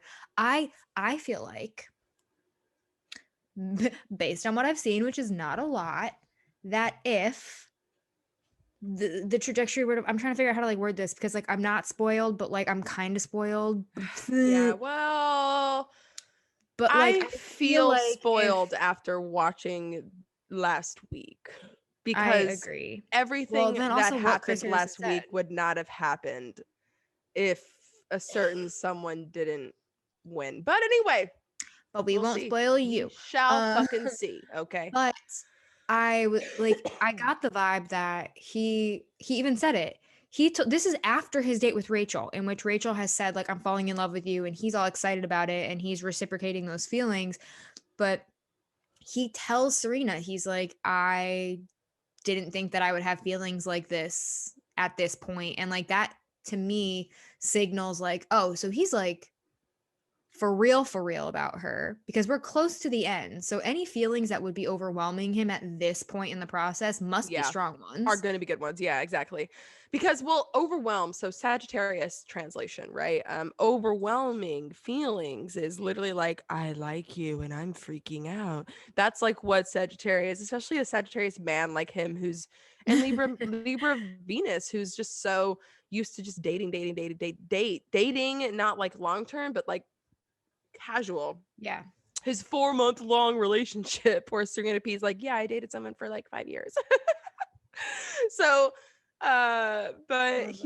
he is definitely, yeah, any freaking out feelings of Matt is he likes them. And Serena P is someone I for sure think he has liked since the beginning. I mean, she got a As second one-on-one. God damn. I know. So anyway, that was that. I had like barely any notes. It was just like she felt better that she got to get out of her negative headspace. Says he wants to comfort support from her family, gave her the rose, they go ice skating. The And they only have real note that fake I foam have, snow. yeah, other than the fake snow, the only note that I have is that I think it's kind of sick that we had a sick in a good way. Oh, that we had a conversation, Like sick, bruh. sick, bro. Kind of sort of about boundaries. Like, I like the fact that she wasn't trying to be cool with it. You know what I mean? Just because like She's like, someone oh said yeah, like straight I up, loved like, it, but wow, like I I'm on hated it, but like it TV, was fun like, with you. right, like Yeah. you, No, she was like the like, no, I person did I'm not like dying it. for your affection is trying to get me to do something. I'm on national television. Like, all of the pressure is on me to say, yes, I do like this. Yes, I have no beef. Like, I have no issue. And she still was like, no, like I really wasn't feeling it. And I feel like that is something that like we as viewers, and then the show themselves, and then like the contestants who are um completely necessary in upholding this facade in the first place. Like, we all romanticize this show. Like, that's the whole fucking point of the show. But it's an insane idea. Like, the process and like the concept behind it is fucking bonkers. So I Yep. think it's like super cool and super dope that we had one of very few conversations like we get to see of them Any being kind like, of, honestly, like I'm really not feeling what we're doing yeah. right now. Like, this was not for me. Like, I we should do something else. I was actually up until like the night portion when I was really seeing like how much Matt was like kind of at this point I think Matt wants to have sex with her. He wants to have sex with everybody. I mean he obviously. But like I wow, that thought is gone. No, That I thought made I'll take you back to it because I like had the exact same fucking thought, and I tweeted it last night when I was like, all I wish is that we could do like this season of The Bachelor with the same like Love is Blind format, because Matt is clearly distracted by yeah. sexual And I attraction. think that he like I know what it was. I Yeah. thought that she was gonna go home. Like I was literally for about unfortunately she had like kind of been spoiled that she was gonna get the rose because of previews in the episode. They keep Yeah. doing this. The show keeps spoiling I themselves. don't fucking care. But the way this date was like vibing, other than the music, like if they didn't have the nice twinkly happy Bachelor music in the background, I would have been like, this bitch is going home. Like and not if not because of Matt, because of herself. Like I thought she Exactly. was You about to could walk her sense way that she out. was not into it. You got Yeah. the vibe that she So just like wasn't feeling him like that. but she got the rose and on she went. So they got the ice I think skate that that's in Matt's this. refusal to accept it. I think that's Yes, him being yes, like, yes, I like yes. you. And she's like, I kind of like you. And he's Okay, like, but I sure. like you. He's like, no, but I like whatever. Yeah, yeah, I'm with you. Well, Mhm. anyway, now we're on the group date, which is only at night, and we don't have a daytime. So Did they not have a daytime? This is the second time this has happened this I season. think this one actually had maybe this one seems like they probably had an actual daytime, or they didn't have an actual daytime date because they had the after date And also thing. Kit, when Kit is talking to Matt, which we'll get to, she calls it like our one-on-one. So maybe it was just like a long night in which all of the women got. No, she was talking about her one-on-one date. Kit was Oh, talking about after I thought our she was talking about one-on-one the date. conversation that they had like in their No, one-on-one time just prior. no, she was talking about their Oh, date, okay. Never mind then. which is also like what, like Never where mind. you're like, yeah. So I don't think that this one had a night or a day portion because what I think this was I think this was the night, like the after part with Rachel, whatever they did with the concert. All the women kind of a play for time. But the group date just happens, and it's Matt had the Peloton, was on the Peloton moment. They were doing a Peloton ad as if there needs a fucking ad. He let me see. Oh, the Bree telling Matt that she quit her fucking job. Not only did she quit her job, she described it as her dream job. And then she was using it, but it's worth it because I'm here with you and for you. And I was like, Bree, no, I'm sorry, girl. no, No, it's not. Not for no. that, man. No, Please no. don't. Please, God, no. Yeah. So I was horrified by that. Um, but she was. I also am horrified that he did not give her the rose after that conversation. Well, that's The only substantial what conversation that he had all night. basically, and like that's what's fucking annoying about it is because like he clearly didn't. Mm-hmm. This is one of those situations, and I think it was Peter who did some shit like this too, where it's like Probably. we're seeing that the conversations don't fucking matter because you've decided who you want to spend the rest of the night with. So like I could tell you the right things. I could tell you Yep. everything that you want to Yep. hear and that you do need to hear. And like you have already made up your mind and you're not listening to me. So nothing is fruitless. The whole date is fucking fruitless because he sat there and was Yep. like, I want to go with Rachel. I'm fucking pissed that they gave Pieper Temecula Road, which they were good, whatever. But then they gave Rachel Aloe Black. I know. Fuck you Awful. guys. The racist gets the actual artist of color. I hate it. And he's like of a He's like different famous. breed of Yeah. like, but even just like the Fame. quality of his voice, like the sound that he emits, like the sound he puts out is Yep. angelic But compared to the other people we've heard on this fucking show. I know. And literally, My I'm just looking through God. my notes trying to find anything else of substance from these conversations. And it was just like Pieper said she was falling in love, wants to meet his family. Abigail spirals. Michelle says that she didn't think feeling this way was even possible. I'm 100% committed to you. Abigail and Oh, Matt and talk, Kit and he says the sends dumbest Abigail fucking thing home. ever. Which, wait, so Abigail and Matt are talking, and I fucking hated this because everyone knew that he was gonna send her home. Also, Matt does this thing with his mouth every time he's about to send someone home or to like do something like negative or say something bad or whatever. It's like he puts his tongue up against his lip, like, and presses around. If you're on I the just don't have any you'll lips, be able so to I see can't it. like, Yeah, but he like presses his tongue back there. yeah. It's like if you like see someone who's like chews dip, it's just like that bump. But I do the same fucking thing, so I get it. And he just like does that as this like weird moment of his thinking face almost. But anyway, Abigail's talking to him and she's like, I think we've had good conversations. We've gotten a little bit here and there. And she's like, I feel good about swapping insecurities. Like she's trying everything. But Matt tells her that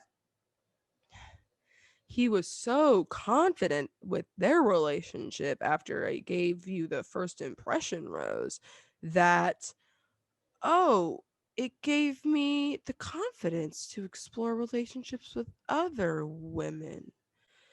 And now I like them better. Okay, bye. Like,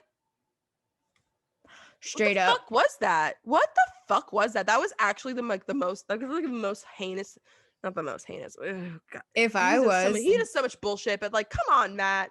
Seriously? She said it in her exit interview, and she was like, I'm always the one that makes men realize like that they need someone else better, and then they choose someone yeah, else. I was fuck just him like, for oh saying my that. God. And it's like, I feel really bad because she's a Pisces, and like Pisces, she actually, oh my God, she also said the most Pisces thing ever to him. She goes that she told him that she had been like, she was really picturing, you know, like family and kids, and has always been picturing that her whole life. And she finally started picturing Matt in that place of like, oh, I finally started putting you in that fantasy. Literally Pisces. Like, she's like, I started putting you in my fantasy, and now you're not going to be in it. Yeah. It's just, it was unfortunate. Yeah. And he says that even though he was instantly drawn to her, he's got to send her home. And he says that she deserves someone who wants to put you first. I thought And this was really weird yeah, because it was Kit did this weird thing when she was exiting. Actually, we'll wait. We'll get there. yeah. We're almost there. So he tells the woman Abigail left. They all look relieved. Then Rachel has, oh no, wait. Oh, they're talking to each other. Sorry, I realized No, okay. no, but yeah, with Rachel, I wrote this thing. Rachel has a victim face for no reason. And I'm like, why did I Because write she's that? so worried. She's so Yeah. all we've heard about this entire the only screen time we've gotten from her is her talking about how she's like panicking and Yep. shaking and like if he doesn't She's choose getting me, the it's classic over. ring winner. She's Yeah, getting the fucking classic ring obviously. winner edit. It's so annoying. She's getting the edit of the one who's like, wait, I've been calm this entire time, but now it's real and I'm freaking out because I love him. Whatever. So she tells Matt that she says she feels like she's been searching her whole life for this and is worried about it. He says that he's not with her. When he's not with her, he thinks of her, which is also a classic Bachelor 2 ring winner line that we hear is, I think about you when I'm with all the other women, essentially. And yeah, that was that with Rachel. And he asks her mom, would your mom grill me? And I literally wanted to like exit this atmosphere. The thought of Matt meeting Rachel's racist ass fucking family when they showed her family in the previews. Oh my God. But Jess, I'm so fucking annoyed terrified. I'm because you terrified. know I it's hate gonna it. I hate it already. I'm not. No, I'm not terrified at all. you're like, let's go. I'm terrified for no, not even that. I'm terrified for like the reality of the situation because like Yes. we don't know No, what we on don't show it know, on the but TV, we it'll be know what we fine. know. On And TV, that's these people exactly will play it. Like nice. Yeah. be But the it's most just like meh. thinking, I'm just seeing these people, seeing her family. I was like, oh my God, that's them. And then I saw her Because dad, who it's funny because I saw her dad and I was like, oh, yep, there he is. The guy that I Facebook stalked up and down to find her birthday and also his political views. have you seen the meme of the two people from St. Louis? Oh, The couple from St. Louis with the guns. And it's like the meme of that couple. when they meet Matt. It's like Rachel's parents when Yeah. they see Matt walking up. And it's like, Jesus. damn. Yeah, so it's gonna The be a internet is a miss. brutal And place. anyway, okay, so the last conversation that happens before the date rose is given to Rachel, which whatever, is Kit, who is on her earth sign shit right here, her Taurus sun. She's straight up like, I have a plan for my life. This is it. If you don't like it, then bye. And then she says, what I want every Taurus, if you're a Taurus and you're listening to this, I want you to say this out loud to yourself and to everybody else around you. What Kit said, I am a long-term investment. Shannon. I am not like, obviously I'm not like a Kit stan. You know, I think she's a privileged, white girl. Like, she's privileged, rich girl. Oh, I enjoyed her after But this episode. I tolerated her for most of this, but I actually like started to enjoy her this time. no, I But like for all the wrong reasons. it's like, it's one of those things where I kind of like, when I put Kit in a vacuum away from the money, I'm like, yeah, cool, dope. But then I take her out of the vacuum and I see her life, and I listen to her talk about her gold Bentleys and her thing and her rideshare vibe, not liking the rideshare vibe and all of everything. And seeing the picture of her and Taylor Lautner, that was jarring to me. So it's just like that shit where I'm like, oh yeah, you've been famous, like you've been in this vibe. So I had to think about it that way. But within this episode, I did enjoy her because I loved that she was basically like, I'm a bad bitch. I have this life plan. You better fit in it or not. And I think at that moment, Matt was like, and she was like, yeah. And anyway, see, I thought that it was like badass that she had a plan. Like, I think that that's me too. dope. Like, I think that it makes a lot of sense that she however, would. though, So however, to go to a man that you are, or to anyone, to a partner that you're actually, you say you're trying to like build a life with, and to say like, we don't compromise on this stuff. Shannon, are you at where you thought you'd be when you were 21? Absolutely not. My point. Not. So like for her to sit there and be like, this is how it's going to be, no compromising. I can't have kids till 25, 26. That's a fucking Taurus for you though. They like, all think. Sorry, my cat is on the. Hey, baby, we get him off. My cat's trying to climb the plants. Anyway, all right. So yeah, Kit says that I'm not willing to compromise. I'm a Taurus. Basically, I just thought that was She literally. I want that. I want any of those little sound bites. I will not compromise. I'm a long-term investment. I want that so I can make a Taurus meme about it because that is the most Taurus shit I've heard her say. Anyway, so Matt gives so fake to me. Yeah, I know. She's like, it's like fake it till you make it, which I appreciate. I think that's good to do. I think that works. But it's one of those like, is she actually that confident, or is she just like, I'm unwavering because I literally have to be? Like, it's like when, toxic relationships. Like, I don't want to be leaving. My mind is telling me not to leave, but like, I know that I must. Yep. That's God, or Taurus, which toxic relationship. I know I need to leave, and then, but I know I must stay and try to fix it. Most Taurus people, if you're, it's literally like, if you know a Taurus who's in a relationship that's not like actively happy and actively good, and I'm not saying that like you can't have the argument here and there, but like generally Taurus people stay in relationships that they should not be in for way too long. All right, okay, whatever. I'm so fucking bored. Okay. Yeah, whatever. Rachel and him dance to Aloe Black. And then we get where else are we at? Then we get the Kit knock. Yeah, Kit's upset because she didn't get the rose. Yeah, I think that she was like, unless I for sure get the rose because he for sure wants me. It was basically, I mean, honestly, it was smart for her. Like, she was like, if I don't get the rose, I mean, it's funny. It sounds funny because it's like, well, I didn't get the rose, so I'm leaving. Bye. But honestly, it's smart. It's like, I didn't get this rose before the one-on-one date. I don't want to be subject to him maybe thinking that I might not be the one. If he's going to be my family, my famous mother, Cynthia Rowley. So I'm not going to make Cynthia Rowley, my famous mother, fly out to Nemacolin to quarantine to do all of this. If you don't want to meet her. So that being said, I'm out. She didn't say any of that stuff, but that was essentially what it was. That's what she was saying. And and you know what I kind of love? You know what I love about this moment? What? Usually in these self-elimination moments, the Bachelor is like upset or whatever. She was fully dumping him. Like, he was like, no, you should stay. I'd love it if you stay.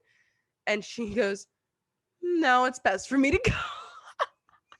Well, it's like, that they edited that shit because you don't. So all we saw her say was like, he deserves someone better. He deserves better than this. And like, this is the best decision for both of us. And like, that the words, I'm better than this, came out of her mouth, and they just decided to cut it out. I know that that's what happened. No one can tell me otherwise.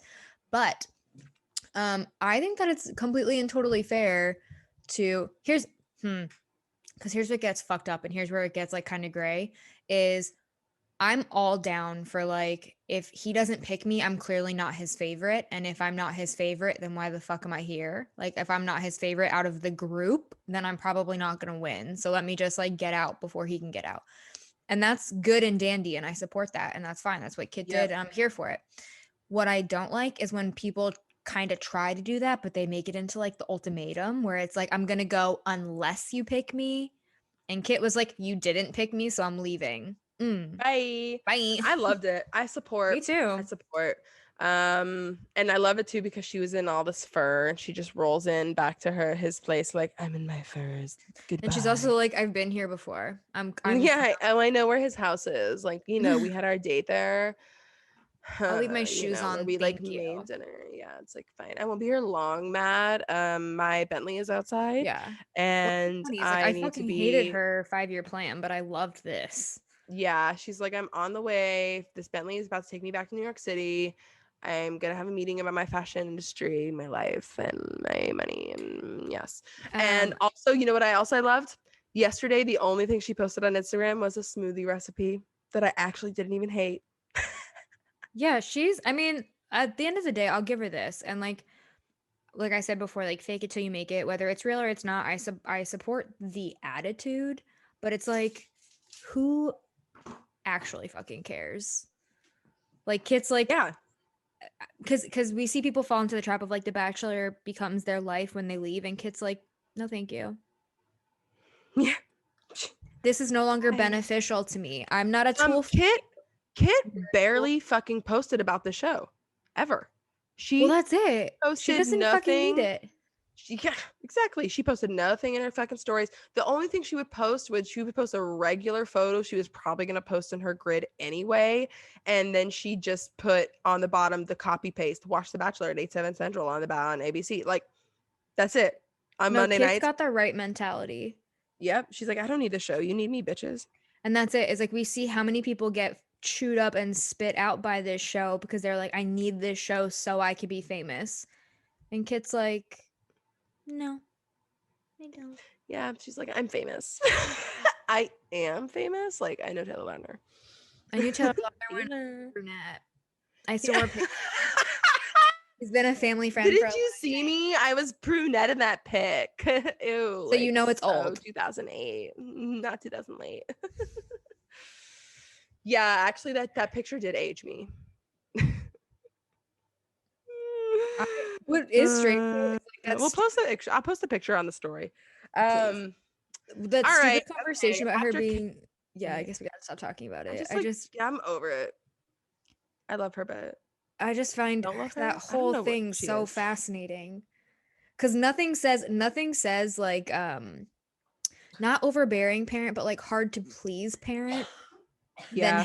than having a 5-year plan like that, like at 21. Yeah. Because I get Oh the my drive, God. I get being driven, I get ambition, but like to be so like I'm going to have kids, it's all about my career from here, and then I'm gonna have kids at 25, and it's like you're lucky if you meet the person by 25. So it's okay. Relax. Take it easy. Yeah. Fucking It's not that serious. 25-year-old. Yeah, 25. I just okay. Her plan stresses me out. All right. Me too. That's why I'm like, damn, I'm fascinated. But like, whatever. All right. Okay. So Jasenia has her one-on-one day, and we get to drift cars, and Ari is quaking in his boots. We had 2 Ari dates back to back. We had the bowling date that Ari had, where Ari licked the bowling ball. And last time, and now we have the car date. We've never had drifting though. This is new. We've had like racing, I think. I do like around a track. A professional drifter though. That was what a cool job. That right? Like random. But so we have this drifter. Matt they fucking he fucking flies in in this car, and he steps out the front seat and then is like, I'd be lying to you if I said I drove that car. And I was like, thank you. I did not appreciate the fact that they parked behind a barricade thing and then definitely swap seats so that he could be in the front. Oh God, a mess. But then Jasenia is in the front seat, and she goes up first to drive, which goodness. But Matt is such a goddamn clown. He's in the front seat and he goes, let's go! Like the classic sports dude. Let's go! Yeah! Like sports bro! I love the car! Yeah, oh my God. I was cracking But he up. is such a fucking clown. By the time he drives, he just runs into everything on purpose. He's like, I'm gonna run into that shit. I'm gonna run into that shit. And the guy that's in the back of the seat, the actual professional, is like, please stop. Please. Well, it's funny to me that they had Jasenia go first, only because like do we trust Matt? Like, do we trust? No, they had to have Jasenia have her moment. They had to make sure we could get Jasenia film They so needed that without footage. her being without her being injured in case Matt flung her from the car too. If like all they got Fuck. was footage of her with a broken arm, they'd be like, "Fuck, man, They're that literally was like, gonna be the shit, we should have B-roll." put her first. No, they figured it out. Whatever was cute. And then at the end though, love this moment for her. She's like, I've always wanted to try something. And she makes him put her up on the fucking hood of the car. This is a Scorpio who is all down for the sexy PDA vibe. That Scorpio queen, Jasenia's like, yes. And she lays her ass back on that car and they make out. And that was hot. I was into it. Okay, here's what's weird is like I love it, but I hate watching it on TV. But I love knowing that it's happening.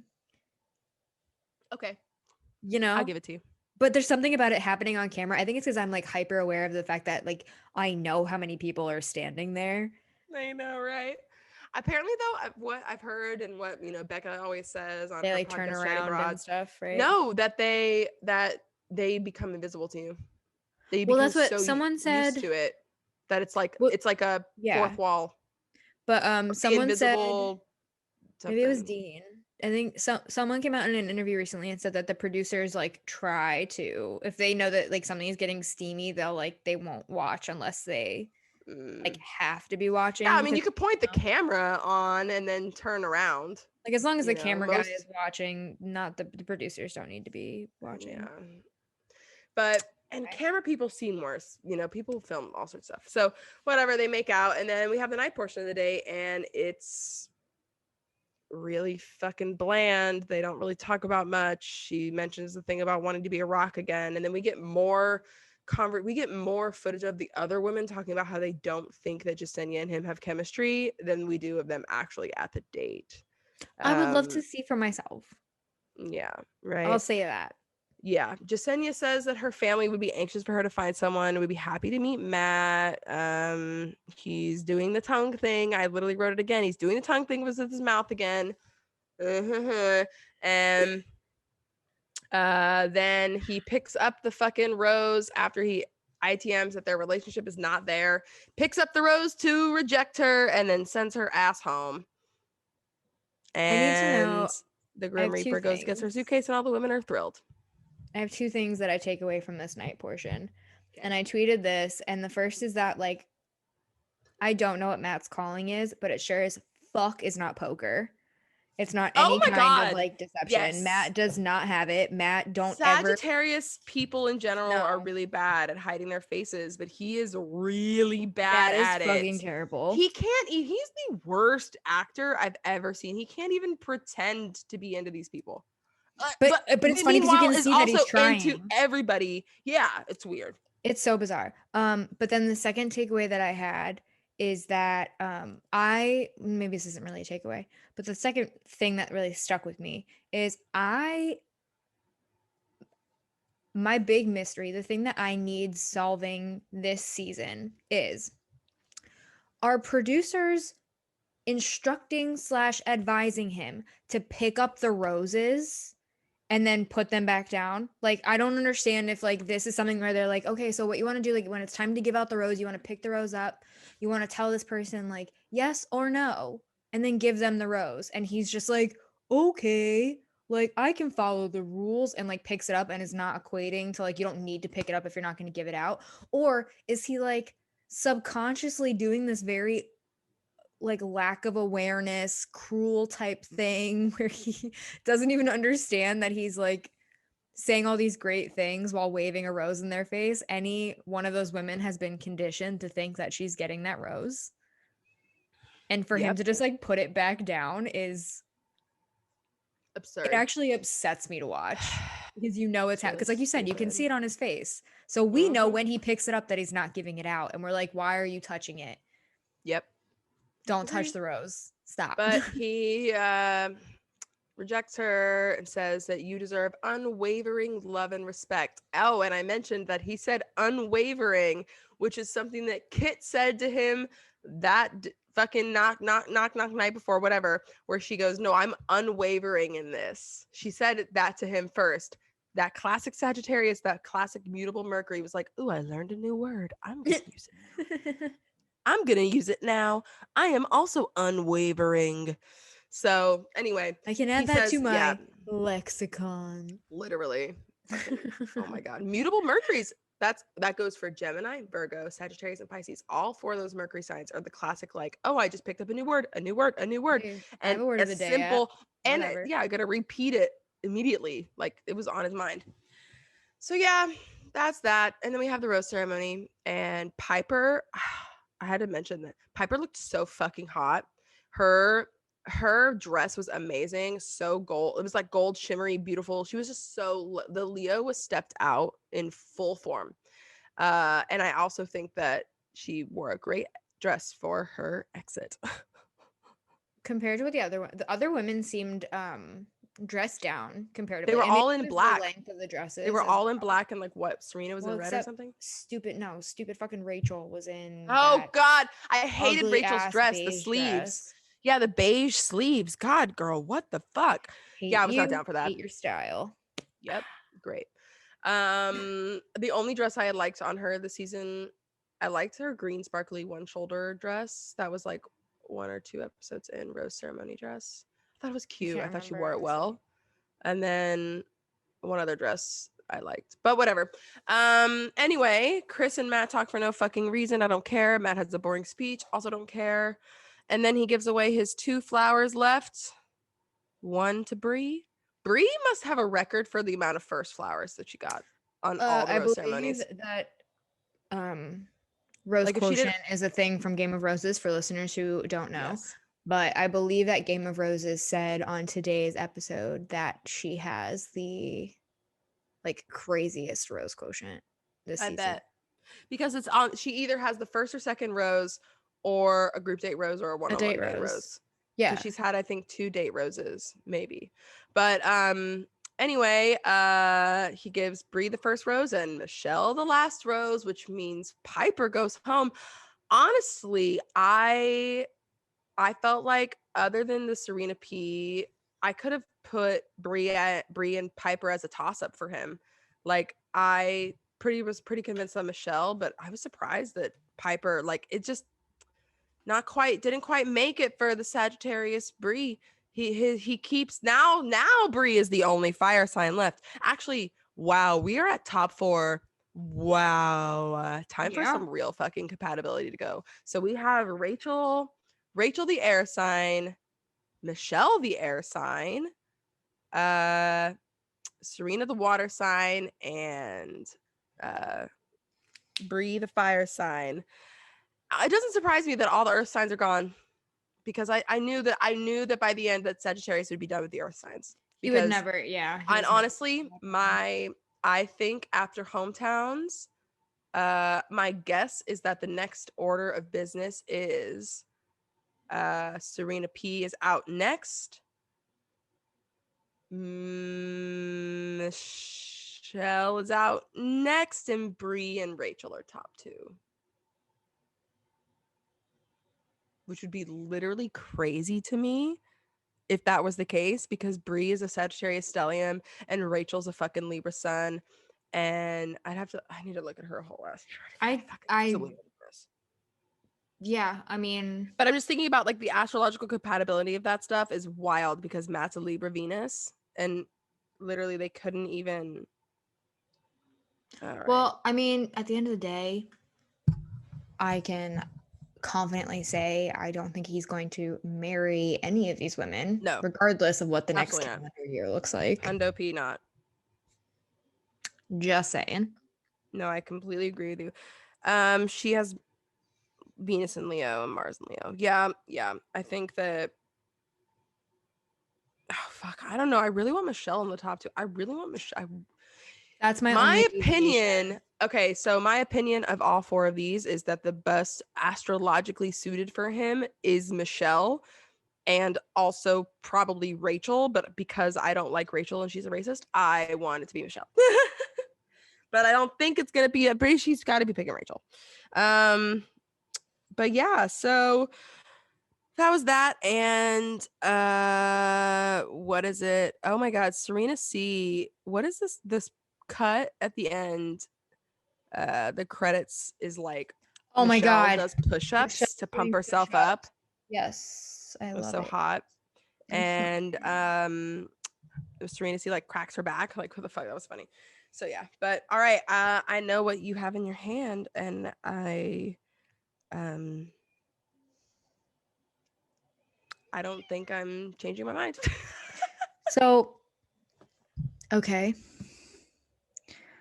What about you? I am going to change my mind, Ooh. but not actually. Like, yes, actually, but not actually. I'm just trying something new this week, and I'm gonna try it on, and I want to wear it for a bit, see how see it what you mean. feels. Maybe I'll return it. So your guess, as following, as is tradition, is a Sag moon and Libra rising. Yep. I have switched back to a Scorpio moon, Libra rising, because I think Whoa. I'm okay. I'm gonna say this one sentence, and I know that you're gonna know exactly what I mean. I think that Matt is capable, but I think Matt is dumb.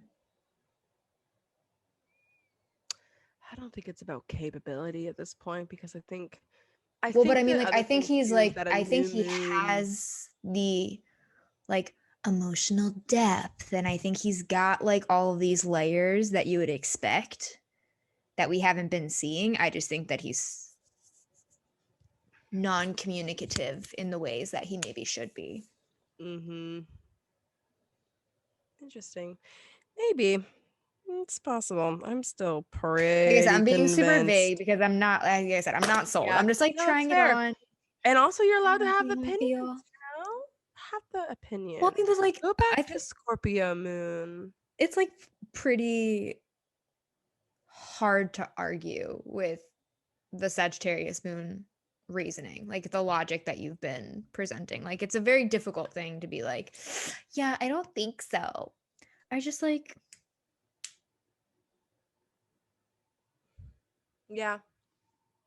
you know, I know I didn't say anything, but like I'm No, just it's get it. I get it. I get it. I get it. I get it. I get it. No, something about I him. also so the other thing too about this is that the implications of having like a Scorpio moon versus having a Sagittarius moon is so if this moon is in Scorpio, it just doesn't aspect any of his other planets. But if the moon is in Sagittarius, it's that moon is in the same sign as his sun sign. It's in the same sign as his Mercury sign. It's in the same sign. So it's aspecting these planets. And a new moon in a chart, like having that in your chart, is kind of similar to a full having a watery moon or a little bit more of emotional connection to yourself because that sun and the moon are in the same sign. But with it in a different sign, it's like a little bit of there would be two sides to the identity of him. And I think there is one side of the identity as far as Sagittarius is. It's just like different realms of it. Plus, again, back to just basic for me, basic astrology of the fact that he relates way more to he does to Bree than he did to a Scorpio moon on the show. So that's where True. I'm at now. That's just my logic astrology brain coming in because I know that moon signs are so important for relating to other people in the way that he describes the way he related to potentially Michelle and Bree. So This is that's where I'm at. also under the filter of him being very self-aware and being on national television. Yes, there's a lot at play. Many layers. Matt, what's your birth time? Matt, Tell please reach out to us, please, God. Please. Even just to, if it would give you satisfaction to prove us wrong, I'm okay with that being your motivation. Just please reach out to us.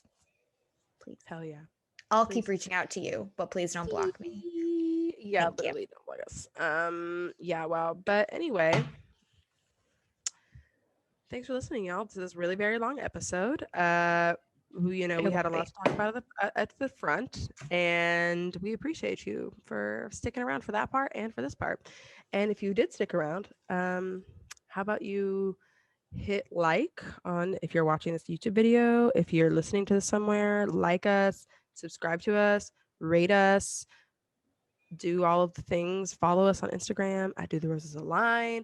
We are trying to get this audience out, and last week was a tough week, and we were a little, I was personally slacking on the Instagram. I also feel very stressed personally as a white person when I post anything on Instagram in a public space like that that isn't actively contributing to the conversation. Like, I didn't want to post like dumb astrology memes. Like, it felt weird. Yeah.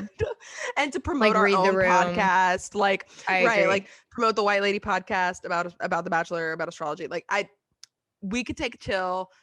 Also, last week's episode of the show, not our show, the actual show, the game, The Bachelor, was just fucking boring. Like, whatever. So this stuff this week was more important to pay attention to read about, to digest, understand. Yes. And whew.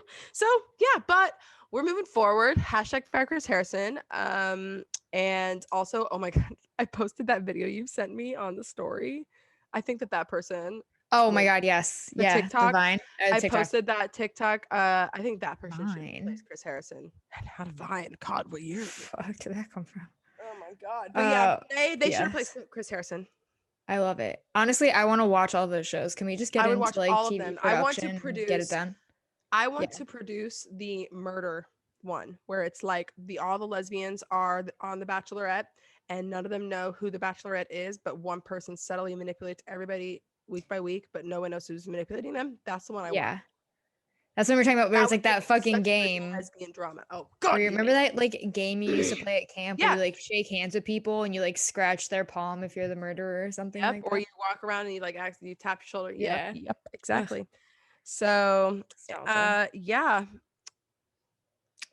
Follow us, do all the things. Love y'all. Yeah, I don't know what that's else to really say. it. Thanks Yeah. for listening. Like, rate, subscribe, it, like everything she said. Yeah, That's it. and look at the info of this episode in the episode description for all of the Venmos, all the places for you to be following, and just like fucking, it's Black History Month. Fucking white people, put your money to Black people in And any also, direction. Even if it's not Bachelor people, go donate to something. Like, go to donate to mutual funds, or do something where you're like fucking contributing, because and it's just crazy right now. another And it's always additional crazy. reminder that if you are a white person, then the apologies for racist behavior are not for you. So shut the fuck up. We are discussing them, but we do not accept them. We cannot accept them. We can discuss the meaning and what Our happens opinions around don't it and matter. what rolls through and what we think of the PR bullshit about it. But we are not sitting here being like, yes, thank you, Rachel. Thank you, Chris. No, but like we can talk about it all fuck we that. want, but at the end of the day, what we're saying in the grand scheme of things, it doesn't fucking matter. So Like, all and other it, and white it, people, yeah. shut up. Well, if anything, the part for us that matters is us white people telling other white people who are probably listening to our podcast that, like, hey, this isn't cool. And like I said, like, if real world, and I say real world when I mean like out of the pit, off of the Instagram, off of the Bachelor world, like when those Bachelor watchers come talking to me, be like, can you believe they want to try to fire Chris Harrison? I'd be like, let me tell you about it. Oh, honey, they need to fire this motherfucker. I would go off. So the second anybody gives me that opportunity, I am ready. But I am not going to open this conversation with my very exhausting conservative mother. If she decides to talk to me about this, I will kindly be like, yes, this was bad, but I don't need to talk to you about it. Okay, bye. I know you're never going to change. Sometimes we just have to know. Like, my mother is, it's just hard. Anyway, that's a whole other rabbit hole. Love y'all. See you next week. See you next week.